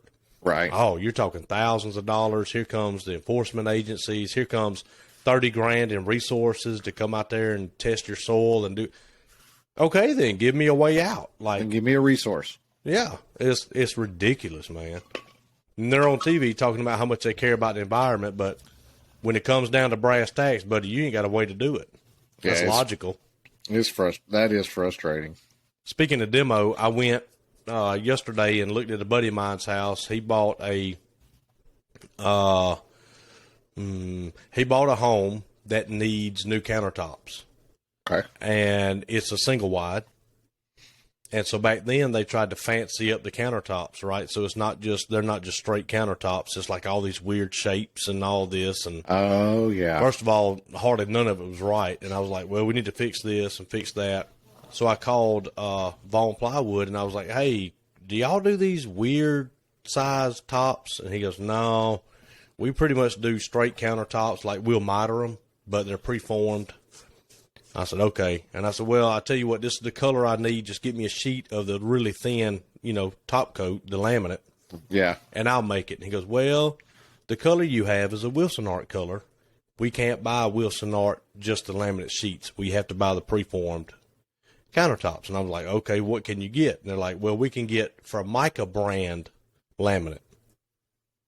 So today I took the Formica big sample key ring to the guy and said, okay, cancel that, pick one of these colors out, and it's just like, man, the things that, the little bitty things that we have to. Ish?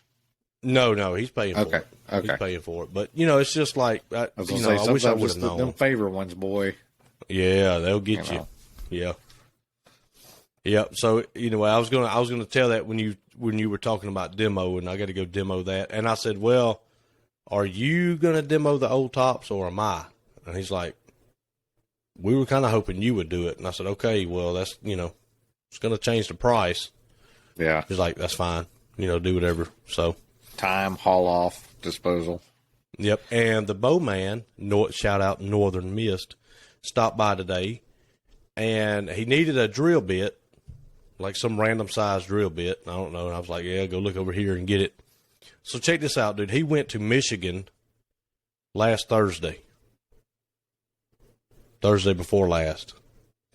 He went to Michigan and stayed at the UP, Upper Peninsula. Stayed up there like 3 days. He had a storage building. That's where he used to live. So he had a storage building, okay. And they said, hey, we're shutting the storage place down. You got to go get your stuff. He had to haul a trailer up there last week. Load the trailer up, bring it all the way back down here. Went to bed, got up like the next day, and had to go to a big archery show in some big city in Maryland. It slipped my mind. Anyway, drove all the way to Maryland. No way. Yeah, and then came back this morning at 5:30 and got a little bit of sleep, and then came over. I said, dude, why did you fly? Yeah. He's like, well, I couldn't fly to Michigan. I had to haul stuff back. And he's like, man, I'd just as soon drive. He said it was like 20 hours or something. Yeah. And I was like, man, you went from here to the UP, back to here, and then all the way to Baltimore. That's where it was, to Baltimore, okay.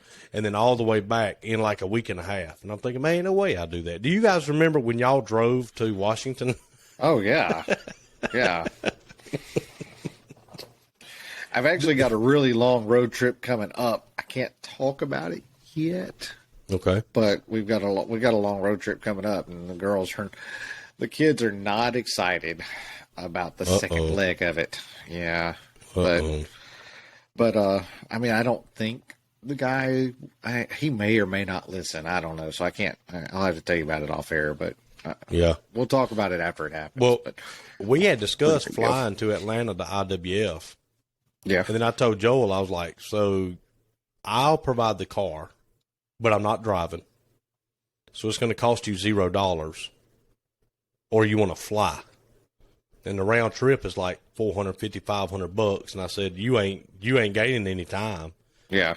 Because you got to be at the airport 3 hours early now to go through all this TSA crap, get on a plane, fly, and then you got to rent a car or Uber or shuttle or whatever I was like, no, we ain't doing that. Well, y'all just come pick me up. I'm flying in. Yeah, no, we're not. How far is Atlanta, dude? It's like 2.5 hours for us. How far is it for you? Like 6. That's borderline. But since it's just you, I may fly. Because I think you can shuttle right to the event center. Yeah, have you ever been there? Mm-mm. Oh, yeah. Well, hey, Kim. Kim, don't shoot me. Be all right. It's all good. They have a bank there. They have a equipment loan place. Legit. As soon as you walk in the door, they're like, hey, if you guys want to buy something, we'll give you a loan. I got a cash rule when it comes to the business. Me too. Hey, I walked out of there last year with a $20 spring-powered nail set. That's the only thing that keeps me out of trouble is I got a cash rule with the business. Because, yeah. I mean, we're going to own our ass. If we go belly up, hey, we own everything that we went belly up. Amen. We're going to turn it over for funds if we need to. Yep. Well, I was going to ask you about a situation that I have, All and right. I was going to see if you might could help me out with it because I'm a little upset with what is going on, and I don't know if you know the answer to it or not. But I bought some extra dust collectors. Well, so the one dust collector that I now have hooked up, so I've got one Delta, 3 horsepower, 220 volt. It's a straight line and it runs to the new table saw, and then it has another branch that keeps going and it runs to the dado saws. That's all that's on this saw. So what? 15, we'll say 15 feet max of line. That includes the branches. And I'm just not getting great suction off of them. And what I think is going on is it's got one of the wind filters on top. It's got one of the for the fine particulates, and it came with a bag collector cloth. The one of the cloth bags. Well, I don't want to dump.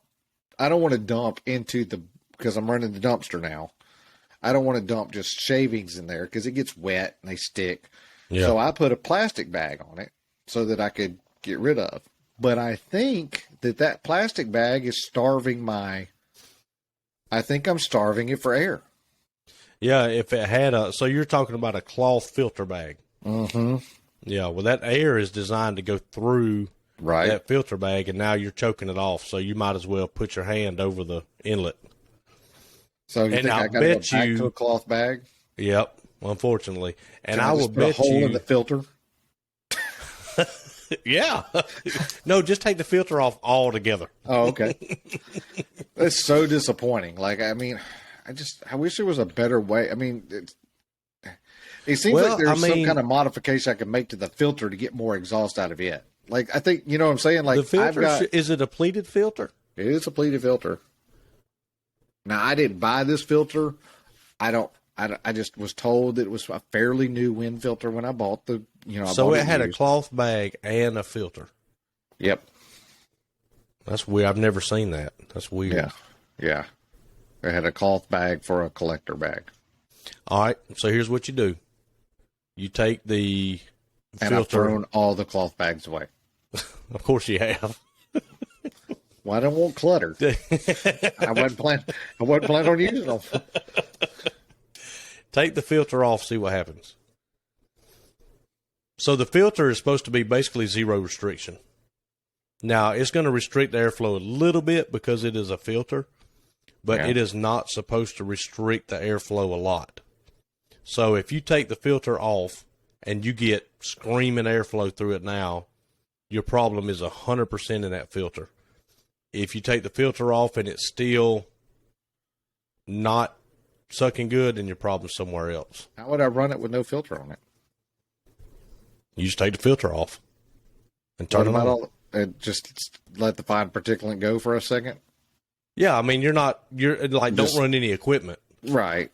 Yeah, just turn it on, let it run for a little while to suck all the little dust out of the lines or whatever. Yeah. And then take your filter off. So I called Onata, who designed the dust collector here. Yeah. And I said, how do I know if I need a new filter? She said, clean it, run it, and then go to a port, open the port up, and stick your hand in the port. Then go and take the filter off, run it, stick your hand in the port. If you notice a huge difference in a clean filter and no filter, you need another filter. So there's a good chance that filter is it brand new? He said it was. It looks new. I mean, it looks fairly new. It's either that or you're talking air leak somewhere. You're talking a blast gate that's not opening all the way. I mean, something is. I wasn't running blast gates in it, and I wasn't getting good suction. I noticed a bunch of dust, so I put blast gates in it because I didn't really want it because it's just those two runs. I was like, this should be able to run this. So I'm not having to open and close gates. This should be able to run it just fine. Well, something. So I'm down to thinking it's that getting rid of that cloth collector. Could be. Yeah. which is just sad city. If I got to go back to a But I've cloth never collector. seen one with a cloth bag and a filter. Like the Right. cloth bag is the filter. Yeah, that's what I thought. But, So, yeah, I don't know why they would need an external filter on it. well, But yeah, I'll take take that. I'll take the filter off tomorrow and because see what it does. if you take the filter off, that shouldn't affect your inlet any. You see what I'm saying? Yeah, yeah. And just now it's going to blow straight down out of wherever you took that filter. I'm assuming the wind comes into the top of the filter, the pleated filter. Well, into no, the it side. comes in the middle. I mean, so your inlet comes in the middle, and then it's kind of got its separator. It's not like a super dust deputy separator or anything. Shoot me a picture of that tomorrow. Okay. I was thinking that maybe you did, but anyway, shoot me a picture of that. We'll discuss that further. Yeah. I'll look through and see if I took one. Um, But yeah, so I'm just a little frustrated now. The grizzly the other grizzly that I bought back there, I got to change out the 6-inch HVAC line. That ain't cutting it. She's collapsing her. We got plenty of suction on the back of that. Yeah, Really? yeah, it's sucking that 6-inch pipe right down. What kind of pipe is it? Like flexible? Yeah, that like HVAC 6-inch ductwork. Metal ductwork? Mm-hmm. And it's collapsing it. Oh yeah, yeah. It's like a. What in the world you got going on, that sucker man? comes on, it goes down to an oval. Really? Yeah. You need to open some vents somewhere is all that is. All three of them are open. I can't, if I close, I'm terrified to close one of them. I mean, I don't know what'll happen. I don't know. You got some weird stuff going feel like on, it's man. You get so you get a brand new table saw, it's jacked up. You buy a dust collector and it doesn't suck hardly at all. Then your other dust collector, it's collapsing the metal pipe. Yeah, I'm afraid to get too close to it. I'm afraid it's going to suck me up in it. My goodness, man. None of that makes sense. Welcome to my world. Welcome to my world. Struggle bus over there, Yeah. man. It is. See, God, why couldn't I be closer, man? I feel like in a day we could have all that stuff solved. Oh, I'm sure. It's probably just something stupid. You're trying to get me to come up there. You know that it's going to bother me. Yeah, well, look, I'm going to fly you up here if I don't get this table saw thing figured out for too long. Go to Montgomery Airport. Now, I need I'm you. gonna have a plane on standby. Oh, it's so frustrating to have that thing so brand new and just. I mean, I got another blade sitting right there to swap out for when I'm doing my hardwoods. Don't do that to me. I got it. I've got two. I got my blades like I'm supposed to do. And Speaking of which, Corey the welder man sent me a message. I sent it to you. Oh, we've been messaged up like crazy today about the table saw. Yeah. Changes his lawnmower blades more often than I change my table saw blades. He said, tell Travis that all terrain tires are just good looking street tires, and I change my skill saw blade more than he does. That may be true. Well, he joked on my all terrain tires too. I think he thought they were yours, but they were mine. I didn't tell him no different. Yeah, just let him think it's mine.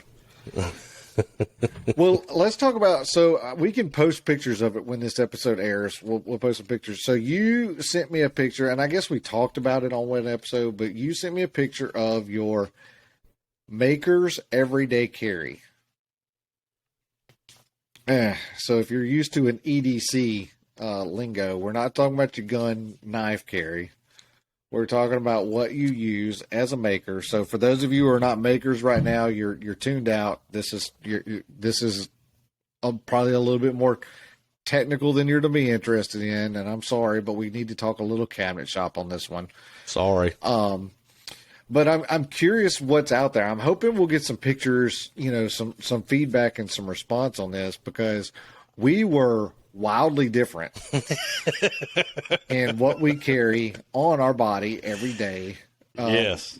When we compare, I think, in common, we had a pouch, we had a pencil and a tape measure. I think that's about where it ended. Yeah. Yeah. First of all, your pencil's in the wrong place. Pencil's on my hat. That's where it belongs. That's why we're not even in the picture. We're not even going to address the center punch Because I don't know, what I, that is. I never use this. What do I need a center punch for? What do you use a center punch for? Anytime I pilot a hole, I use a center punch. Anytime I mark a hole, I use a center punch. Okay. What do you like for like a drawer Hinge guide? plates. Hinge Yep, plate? drawer guides, hinge plates, just random screws like we're, screwing cabinets together. I mean, it's just all kind. Dude, I go for now, I don't know why you have that punch, because what do you need to operate that punch? Hammer. Okay, where's your hammer? See? Well, it's not in my pouch. Well, okay, so you're walking around with a nail in your pouch. You ain't got no hammer. Well, it's just a nail set. It's just a nail set. So I'll give you a pass if you get a spring punch. I'll give you a pass on that. But I've never needed a punch. That's because you don't know you need it. That's your problem. You just don't know you need it. So when I drill a hinge hole, I use 9 out of 10 times I use my Craig jig for a hinge. Yeah. I don't use plates. Okay, well, let's talk about screwing a drawer member into the cabinet, right, into the side of the face frame. A drawer guide. What do you do? Just eyeball a screw in the middle of the hole, send it. Hope it don't move. I take my pencil off my hat. Okay, center punch. I draw a circle in the hole. Stop. I get my drill bit out. And I drill a pilot hole. Why do you mark it? So I know where to drill the hole. Why don't you just grab your drill with the guide in the spot and just drill it right through the guide? Oh, because I'll hit the guide with my drill bit. You know why? Because I don't have to. But I use a brad pointed drill bit. It doesn't walk. Yeah. So then just stick it right in the hole. Well, I don't come in straight usually. I come in, all jacked up. So in all seriousness, though, the center punch, we use it a lot. Like I'm telling you, about every day we use a center punch. Yeah. But you need to get an automatic center punch. If you want to go fancy, get a Starrett like I did. But Trey, I'll send you a link to the one Trey has. It's like $11 for 2 of them.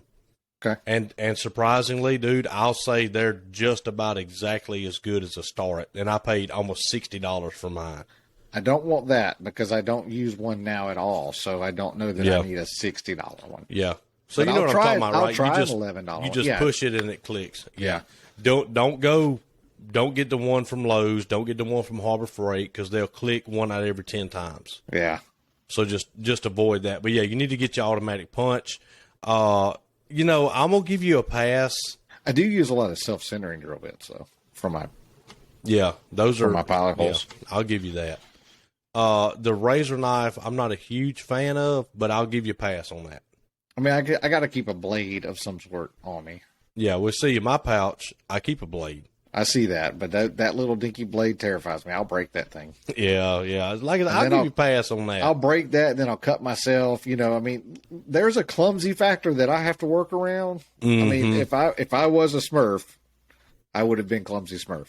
You got a tape measure, but you don't use a speed clip. I don't understand why. But again, it just sits in the pouch. It just sits in the pouch.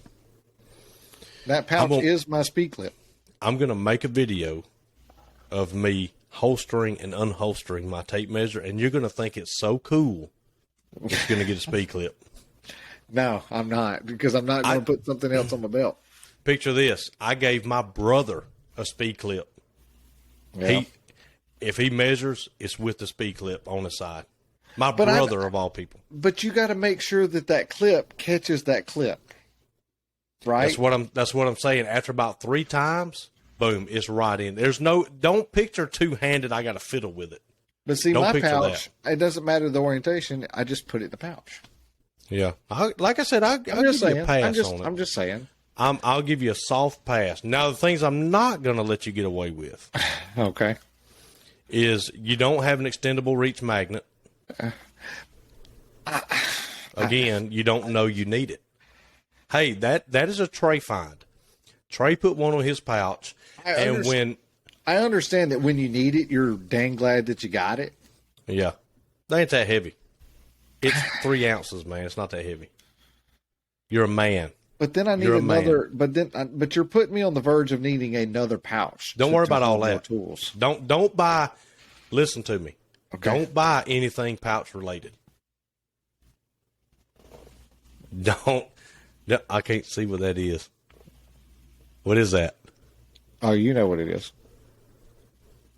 I can't see anything on It's that. that picture I texted you yesterday Oh, of the plant.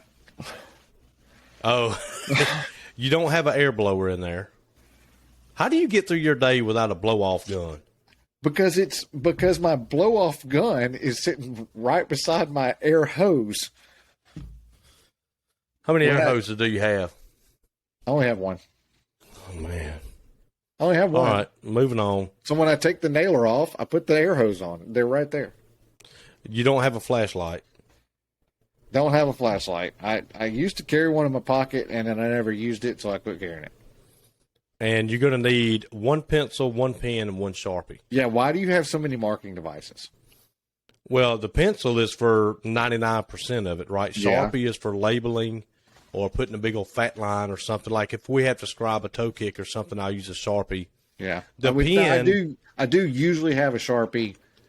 I let the girls borrow my Sharpie when we were doing those stupid marquee letters. Yeah. And it was not in the pouch. It is back rectified. It is back in the pouch. So I Like- do have, and Milwaukee Sharpies by far the best Oh, yeah. fine If point. you buy Thank anything you. else, you're just wasting your time and our time and your money. This and looks like a nobody medium appreciates it. point in this picture. I'm not sure. No, that is a fine point. Never mind. I zoomed in. I back up. Medium points are garbage. Fine points only. Yep. And the pen is for that for signing invoices, and it's for signing checks. It's for signing on deliveries when we get loads in, stuff like that. Yeah. But see that center punch? You can't tell me that center punch ain't sexy, dude. Look at it. And High grade. And I'm hurt to see this Stabila still floating around. I don't understand this. Okay. That should be a green and black tape measure on your pouch. If Here's you're what gonna use this pouch. Here's what I'm going to tell you about that. All right. I tried it. Didn't like it. The tape measure I like. Okay. The actual tape measure. I bet I'm I a know what fan. you're going to say. Oh, you know exactly what I'm going to say. And after about the third time that I'm sitting there going, so now I have to read the fractions. Is that what it is? That's it. I can't get past it. I can't. It's like I can't look at the line on that tape measure. I can't look at the line and tell you what the measurement is. I have to look at the fraction because it's all. Because it's there. It's all just it's there. I thought you were going to say it was the clip. Because No. hate the clip on that. No, I like the clip. I like the case. I like how it feels in the hand. I like that you can write on it. Great tape. And you can ask Trey and Joel. Joel came in here with a fraction tape measure. I threw it across the room. I threw it. I said, we're not doing this. Fair We enough. are not doing this. I mean, that's fair enough. But I mean, they're $7. I mean, yeah, like I said, the tape itself is great tape. Now, if you wanna go out on a limb and get you one of them Stabilas, that daggone BM300 right there. I mean, it ain't got no fractions on it, but yeah. but see that. And I will say, one thing I do not like about the Fast Cap, I do not like that it has a pencil sharpener on it. I hate it. Yeah. Don't give me none of that. Don't give me the gimmicky stuff. I don't like that because I confuse the sides sometimes. Like if I'm not paying attention, because there's two square sides, the side with the tape and the side with the doohickey. Yeah. The pencil sharpener. I'm like, stupid pencil sharpener. Because I'm not going to use it because I'm not going to have a pencil. I use mechanical pencils. Yeah. 2023 people. Why are you? Hey, listen, I've been running these number 2 pencils for 47 years. Okay, great. Now, your pencil, I will say, I ran that pencil for a long time, and I do like it. I do like that Pentel .9 Yeah, pencil. no graph gear. Yes. Is that graph gear or Pentel? I couldn't remember. Graph Oh, gear. I think it's. Is it 2 different ones? Might be. I think it's a Pentel. But I got on. I think I sent you a link for them because so here was my problem with those pencils. If you're like me and you drop them a lot, the tips, because they're metal, you can bend them and you can't get any lead out of them anymore if you bend them. I'll give you that. So that was the problem I ran into, and then I found the .9 Bics.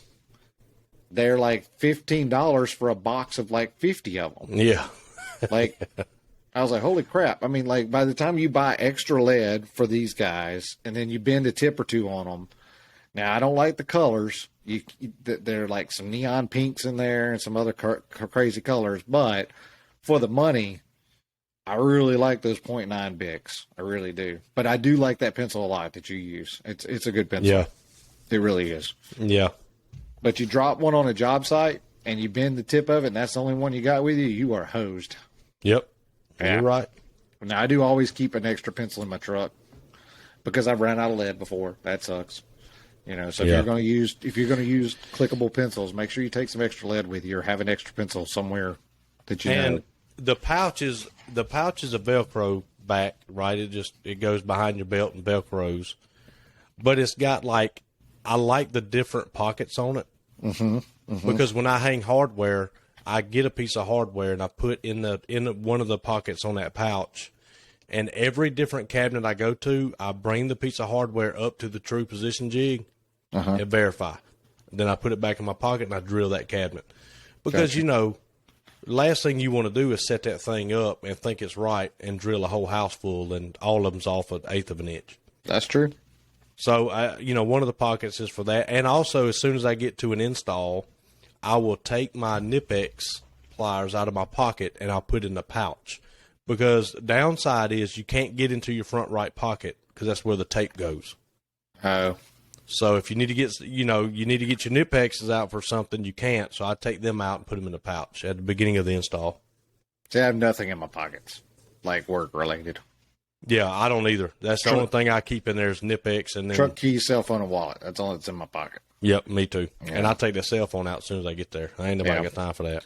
I didn't send you a picture of all my items back in the pouch. Maybe I should have done that, and I didn't include a picture of the clip, which is one of the things about the Tough Built that I do really like is the plastic clip that just one click, one off. I like that. I do like that a lot. Yeah, but I've got like 5 of those pouches. Like there's one in the trailer. I just unclip it. That's one thing I like. Like when I get ready at the house and I put all my stuff on, like I put my keys and my wallet on, I put the clip on at that point in time. Yeah. That stays in my key basket. And then when I get to the shop, I pick up my pouch. Or when I get to the job site, I grab the one out of the trailer and put it on. Like all of my pouches have the same setup. Yeah, and that one right there. But I only have 5 items, so I can afford to do a setup. You need a loan to set up 5 pouches of yours because you got 90 items in each pouch. It ain't that bad. It ain't that bad. But I am particular on what goes in each pouch. I'm with you. I get you. I mean, I don't know why you need a blowgun on site. I mean, what are you going to do at a house with a blowgun? Now, I'll take that out. I'll take that out on installs. But around here, because we have. I'm not bragging. Oh, you got multiple drops, but we have 3 hose reels just hanging up. So wherever you're at, you're 5 foot away from a hose reel. And you pull it down and blow off the table saw, blow off the assembly, blow off a cabinet once you get done sanding it. Dude, we use blowers all day. Well, hoity-toity. And by the way, the retractable hose reel. Oh yeah, bingo, buddy. That's what mine is. Mine's a giraffe. Yes. Except when you get where you have when you think you've got it locked in, and it's not. Exactly. And a nail gun goes flying across the spine. So in the paint shop, we have a hose reel, but it is not retractable. That's a smart move. Yeah, because you walk around with doors, and that sucker cuts loose and takes 5 doors off the gas. So I told Joel, I said, I'll give you a paint reel, so you won't have to trip. And really, it's $10 for one of those manual reels, which is cheaper than a new air hose because you ran over it with a dolly, you're stepping on it, you're tripping over it. You're rolling the paint pump around, and it hits the air hose on the floor, falls over. Yeah. So you need to keep your air lines up. That's the whole point, is so we're not tripping over them. Now, we just got air reels in the tool room. Oh, really? We haven't always had those. That was a couple months ago I got those. And by the way, what size hose do you run? So standard. I don't know. I really don't know. So there's pretty much a 1/4 inch and a 3/8. I would say it's probably 3/8. Yeah, the tiny hose, is going to be your 1/4 inch, but like your automotive hose that you see most of the time Yeah. is probably 3/8 ID. And I'm telling you, man, there's a huge difference when you're sanding with a 1/4 inch hose and a 3/8 inch hose. Oh, I'd imagine. Like that sander's got like 2 more horsepower, dude, with a 3/8. I didn't realize that. Really? And then I bought a hose reel with a 3/8 hose, and now we're fighting over it whenever we're sanding. But see, I don't have any pneumatics for sanding. Yeah. So you're just running nail gun. So you could get back. Yeah. And that really bright blue air hose from Harbor Freight is perfect for that. It's really lightweight, but That's actually what I have that runs from the compressor up to the reel. Because the reel's kind of in the middle of the shop and the compressors. I've just got one of those. Have you ever used a California Air Tools compressor? nope. They are fantastic. You want a compressor that you can take on site and that you can use, and when it kicks on, you don't have to scream and yell and everything. They are fantastic. Super quiet. Okay. Super quiet. 3/8. Yeah, that's what I have hanging up. Yeah. Yeah, those things are. They're pretty cool. If you run the airline, you're welding, got air tools, you work on motors, whatever, get your air reel, man. They are. Yeah. Now I was in the guy that I bought the jet dust collector from. He was a hobbyist, and he had all of his hair lines running copper, and it was so cool looking. Like, Yeah. I don't know if functionally it made a difference or looked good, but he had them like in all these little these standoffs off the wall, and it was just symmetrically spaced away from his dust collector, and he had all these drops run. It was very cool looking, but I was like, you could tell you're a hobbyist. Like this. Yeah. I got 700 feet of airline in here, buddy. Yeah. I just threw some stuff up on the. There you go, Tommy. Threw some stuff up on the ceiling and got a hose because I got to work. Like I ain't got time to run. I don't have time to run that hose. All that room. Yep. I mean, that's the bad. I feel like that's the bad thing about a business shop is like sometimes some of that stuff just kind of gets halfway done because you gotta turn burn. Yep. I mean, time monkeying around with that. Yeah. Well, a lot of guys, they run a really big pipe. I found this out on the captain page. A lot of guys run this 1.5 inch. Some people run 2-inch airline. Really? Yeah. And the reason for that is think about if you run a big shop, how many gallons of air that is in your airline. In the line. Yeah. I guess it's kind of like having a reserve or reservoir tank. Yeah. Speaking of that, did you know back in the 70s, the NASCAR drivers would loop about 40 foot of fuel line in their trunk, and it Just gave them for like extra another fuel? 2 gallons? Yeah. Don't do that now. No, you can't do that now. I was going to run. I had illusions of grandeur when I moved into this shop. I was going to run like all my air hose and PEX, and put it, have all these drops and all these nice locations, so I'd be able to clean my tools off and blow. And I got one. Yeah. I got one drop. Most of this, well, all of it from the regulator at the tank to the reels is like 20-year-old PVC, and it scares me to death. Yeah. Because I've had one blow up on me. I've had 2 of them, actually, one at the compressor, one outside, that blew up. And, buddy, if you're standing there minding your own business and that sucker goes, hey, Shrapnel? now, hey. And loud. Man, it's so loud. Yeah.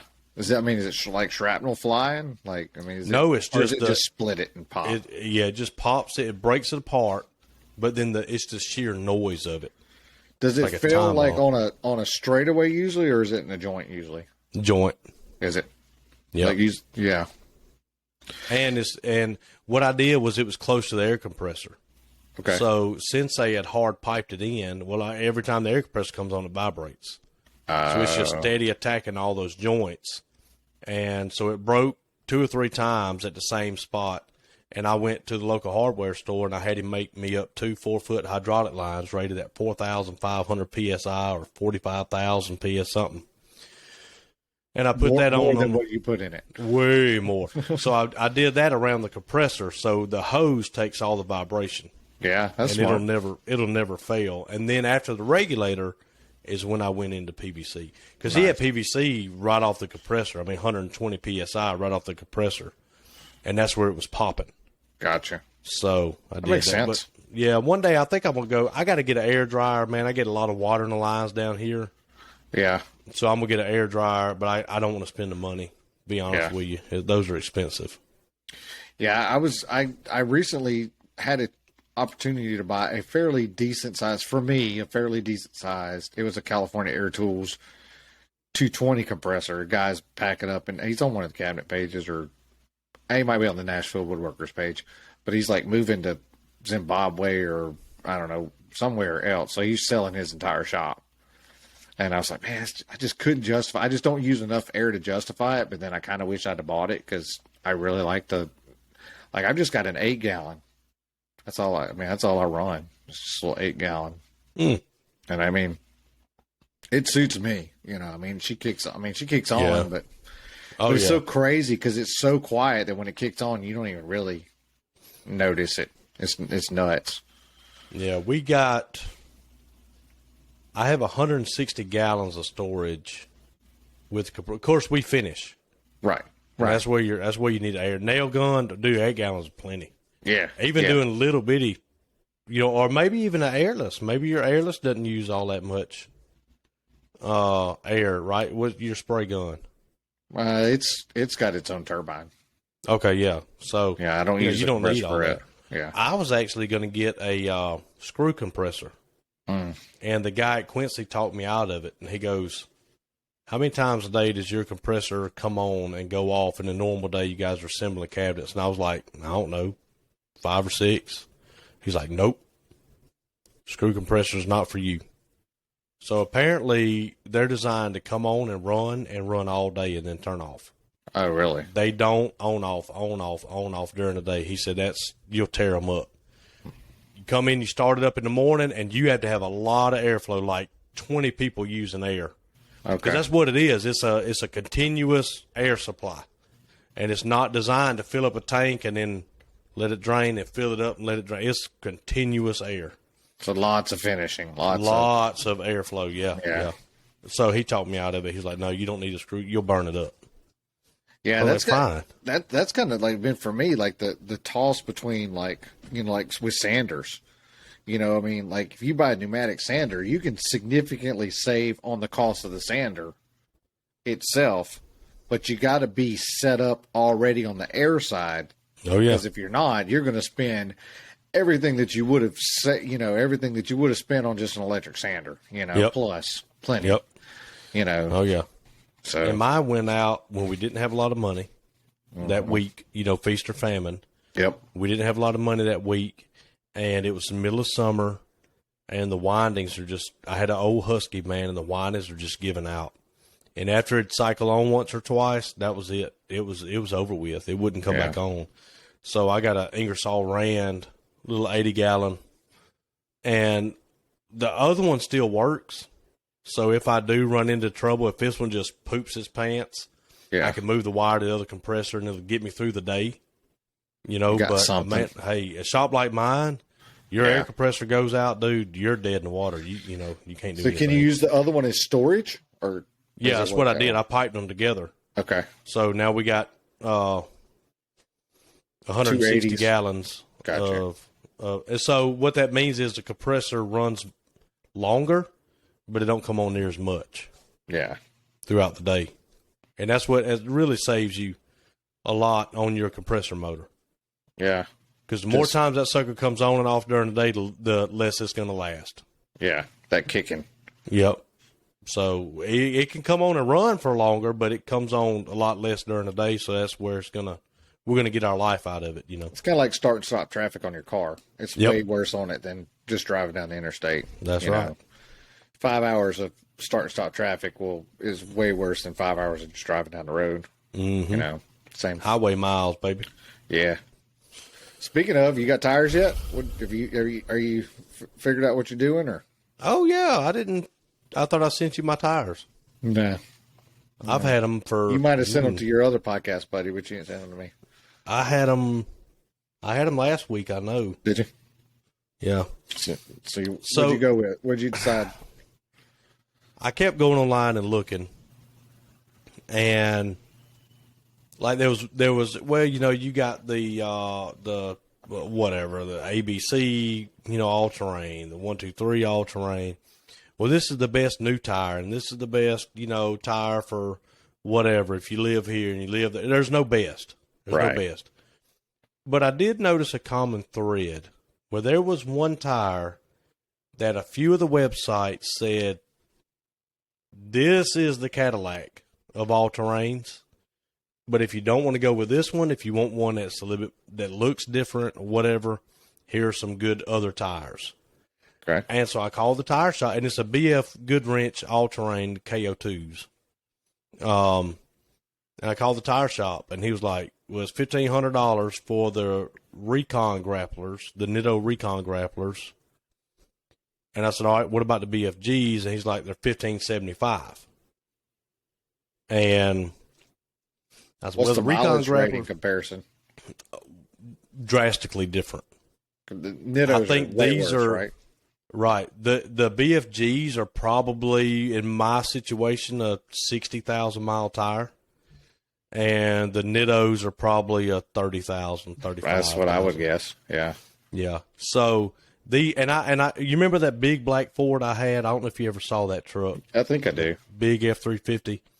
I had the BFG KO1s on there for 4 years or whatever it was, and 80,000 miles, and they needed tires when I traded it in. But they just wear and do the drive experience way different. Yeah. These are butter smooth, zero noise, zero vibration. I mean, they're just like, they ride like street tires, Good. and they're going to last a lot longer. Yeah. The rubber's a lot harder on them, and so far I'm really impressed with them. Probably better for loads too.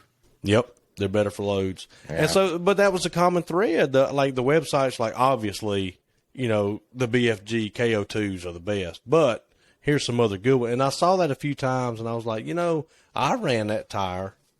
Like, that's the standard. That's what the websites were saying. They were like, compared to the standard, the KO2, here's Yeah. where everybody else. So I said, well, I'll just get those. Yeah. Split second decision. I got them, and I love them so far. Tammy's like, wow, this truck is a lot smoother now. Doesn't ride like a truck anymore. Mm-mm. Well, I Yeah, gotta so figure we'll out- see. I got some kind of weird. I need to send you a picture of it to see it. Like, people don't believe it. I've got some kind of weird reflection coming off the house that has melted my passenger side mirror. I remember you telling me about that. Dodge wouldn't fix it.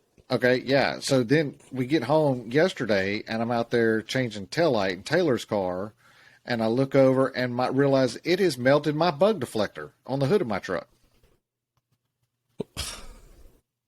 Do you know what window it is? Is it a window? Yeah. It's this window right here, actually. Or no, it's the bonus room window upstairs. I know exactly which window it is now. So I'm gonna have a tent company come out here and look at it. I'm about to say, you got to put a 10 or something on it. I mean, That's just crazy, destroying. man. It's yeah. I'll send you some pictures. I looked. I said, Taylor, look at that. She's like, is that the same thing? I said, yeah. This dude's house is melting your cars down. Yeah. Well, it explains.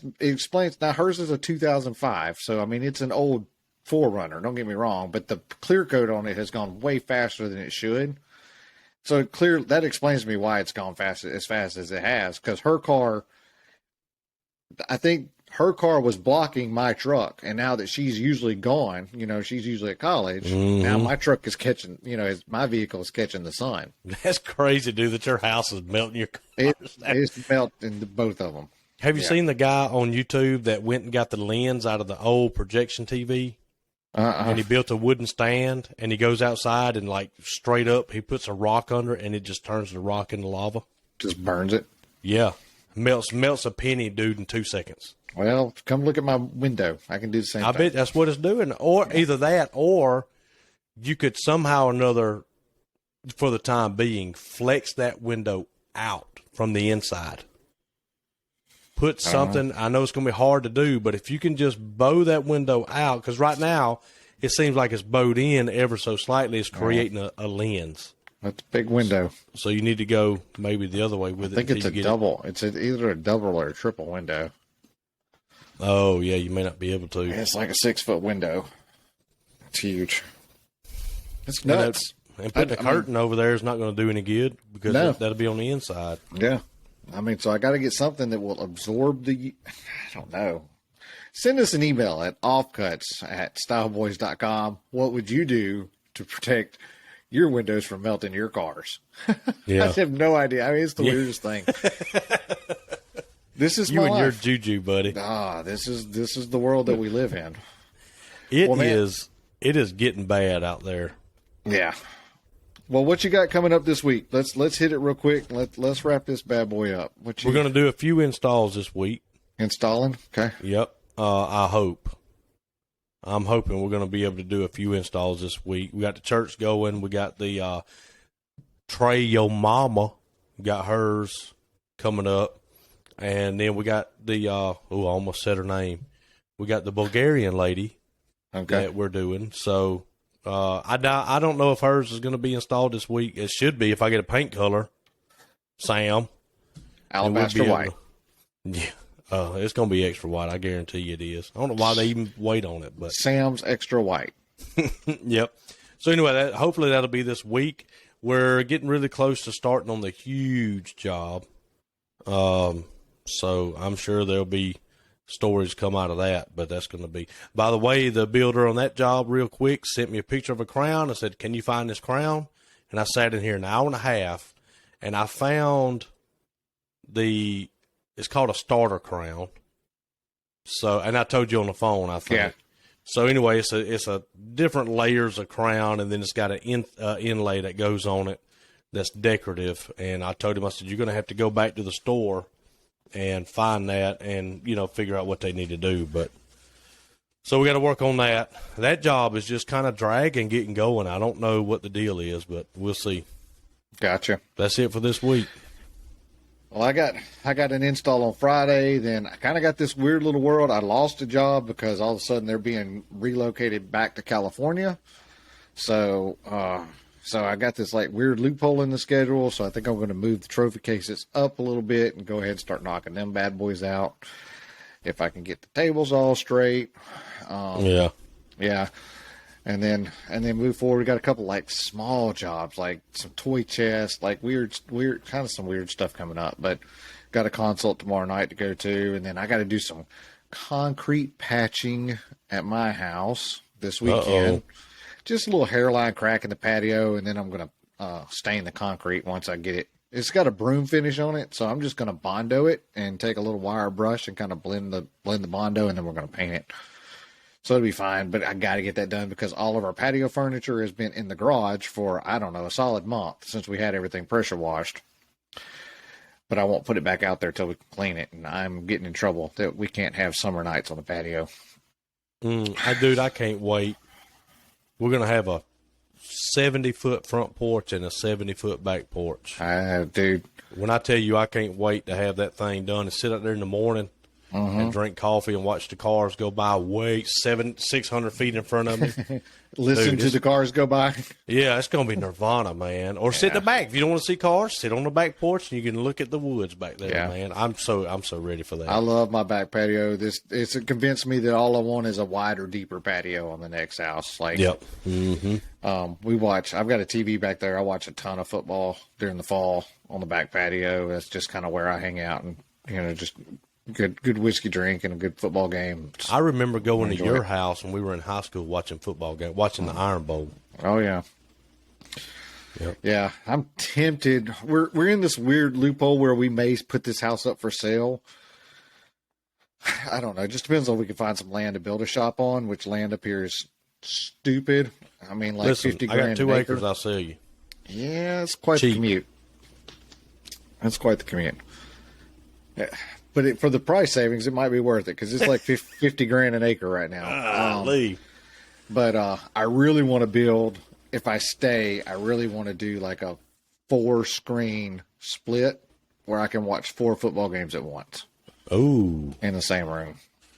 4 grills too? Huh? 4 grills too? No, they'll be on the inside. They'll be upstairs. But I love college football. Like, it really doesn't matter to me who's playing. We're in football season. I'm not working on Saturday. Like, I'm going to, from the time I get, unless I just got to, but from the time I get up till the last game, I'm going to watch I'm going to watch somebody play football on Saturday. Like Yeah. I love college football. And so I just kind of want to do something because this bonus room, this upstairs room, nope, it gets zero use. I mean, it's such a waste of heat and air. Yeah. I was like, well, maybe if I do something with it, but we keep talking about selling and kind of downsizing the house and kind of not having a shop rent anymore and having having our own shop. But then talking about building something down in Alabama on the farm. I don't know, Yeah. A long-term goal, we want to build a wedding venue down at the farm. That's kind of the semi-retirement plan.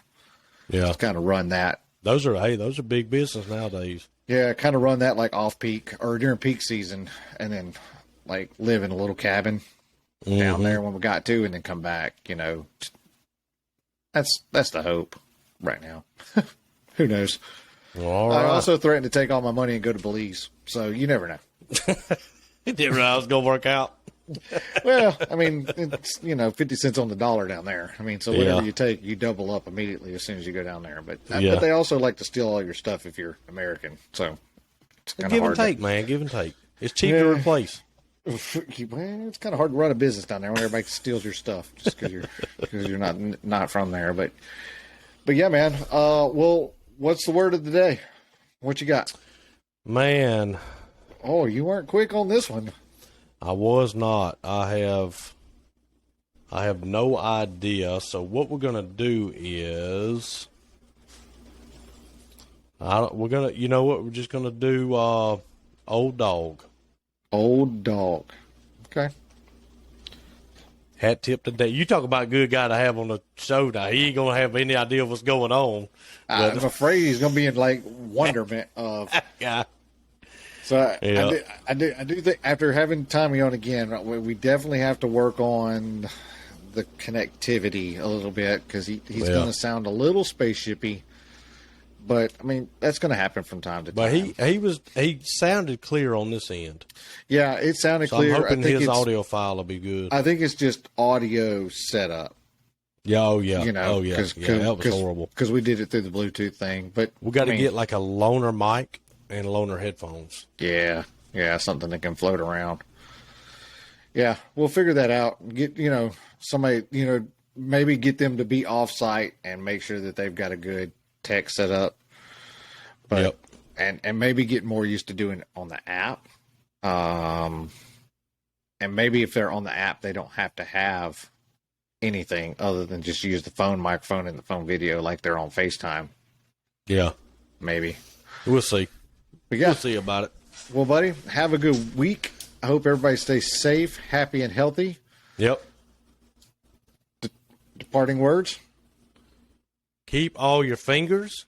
Get out of the bed in the morning and start thinking tomorrow. If you were going to leave your job and do something, what it would be. Let's get them thinking about it. I like it. Get them thinking about it. Yeah. Thanks for all the support, all the text, all the messages on By the way, various platforms. We appreciate it. Yep, I got to give a shout out. I meant to do this a couple weeks ago. It's not better not be Corey again. I'm sick It ain't of his Corey. name. I'm sick of hearing Corey's name. Corey, we're sick of you, man. Go burn some stuff and change Ever your since day skill saw one. blade. Yep, I can go out. I can go all the way back to Monday, February the 20th. Okay. I got a text that said Papa Smurf. And every single Monday, I'm going to get a text from my cousin, Susie. and we get a comment And we get a on comment YouTube from every time. From Jason. No, I'm talking about Susan. Oh, Susie, yeah, that's right. Yes. She does. Yeah, she gets on there. Yep. Faithful. So Susie, you have been absolutely faithful. I know sometimes it's hard to sit and talk about us and what we have in our pouches. But yeah, special shout out to her, man. She's been absolutely supportive, dude, and just she's been there every step of the way. So we do we see it, we appreciate it. So there's your shout out, Susie. Corey, don't get jealous. Susie gets a shout out this week. Yep. Hi to Susie Q. But no, we appreciate everybody. We know there's some more out there that need recognition, and you know who you are. We appreciate you. We'll shout out to you a little bit later. But yeah, go after it. Get something started. Get a new project going. Start working on the plan. Getting a plan together. Look at different business types. That's something that I want to talk to Mitch about too. Look at your sole proprietorships, your LLCs. Look at your S corps. Start looking at how you need to set up, and how you need to file that stuff. Get legal. Do the proper steps to get legal and do it right. Get the right insurances. Get everything set up. Because you don't want your business to go under because you had a boo boo because you thought you didn't need it. It's insurance is worthwhile. You want to have the right tax bracket. There's all kinds of tax shelterings that come with having your own business, and I'm not the person to tell you about all of them. You need a good CPA. I'm a firm believer in that. But there's a reason why those tax filings are set up that way. It's because you're not going to make a ton of money in your first year. You got a lot of expenses set up with that, so you want to get all the benefits from that. So start looking at that. A consult with a CPA will probably cost you $50 just to sit down and kind of figure out the best way to get set up, and then kind of go from there. Yeah. But look at your filings, look at the ways to save money, and buy tools as you can afford them. Don't put yourself in debt with tools. Buy what you need. There's plenty of people out there who have made a lot of money with a borrowed skill saw and a borrowed drill before they can even buy their own tools. Be patient, be smart. Yeah. Cash. Buy everything with cash. Yep. If you don't have cash to buy it, you don't need it. Keep working around it. It's just going to take you a little longer. That's it, and then you'll get faster and you'll get better with it. But we appreciate all the support. Thanks, buddy, for helping me out with my problems. We'll look forward to it. Maybe we can talk a little bit offline this week about some internal stuff. And I mean, we probably need to look at some business filings for here and figure out how to do a business across state lines. I'm not even sure how that even works. To be perfectly honest with you, where I don't even know where you'd register it. So, there's always ways to turn money, and we need to look at those ways and ways to set up for our future and our kids, and and try to give ourselves some longevity. So look at all those things. But let's knock it out, man. I'm gonna go put my feet up for a minute and crawl into bed after I drink a big old water, probably 2 of them. Are you gonna eat some of that peach cobbler still? I don't know. I'll probably be up too late. Well, you can have mine. I'll give you my batch. All right. You guys have a good week, man. Travis, we'll see you next week. Yep. Thanks for listening, guys. Take care. See ya.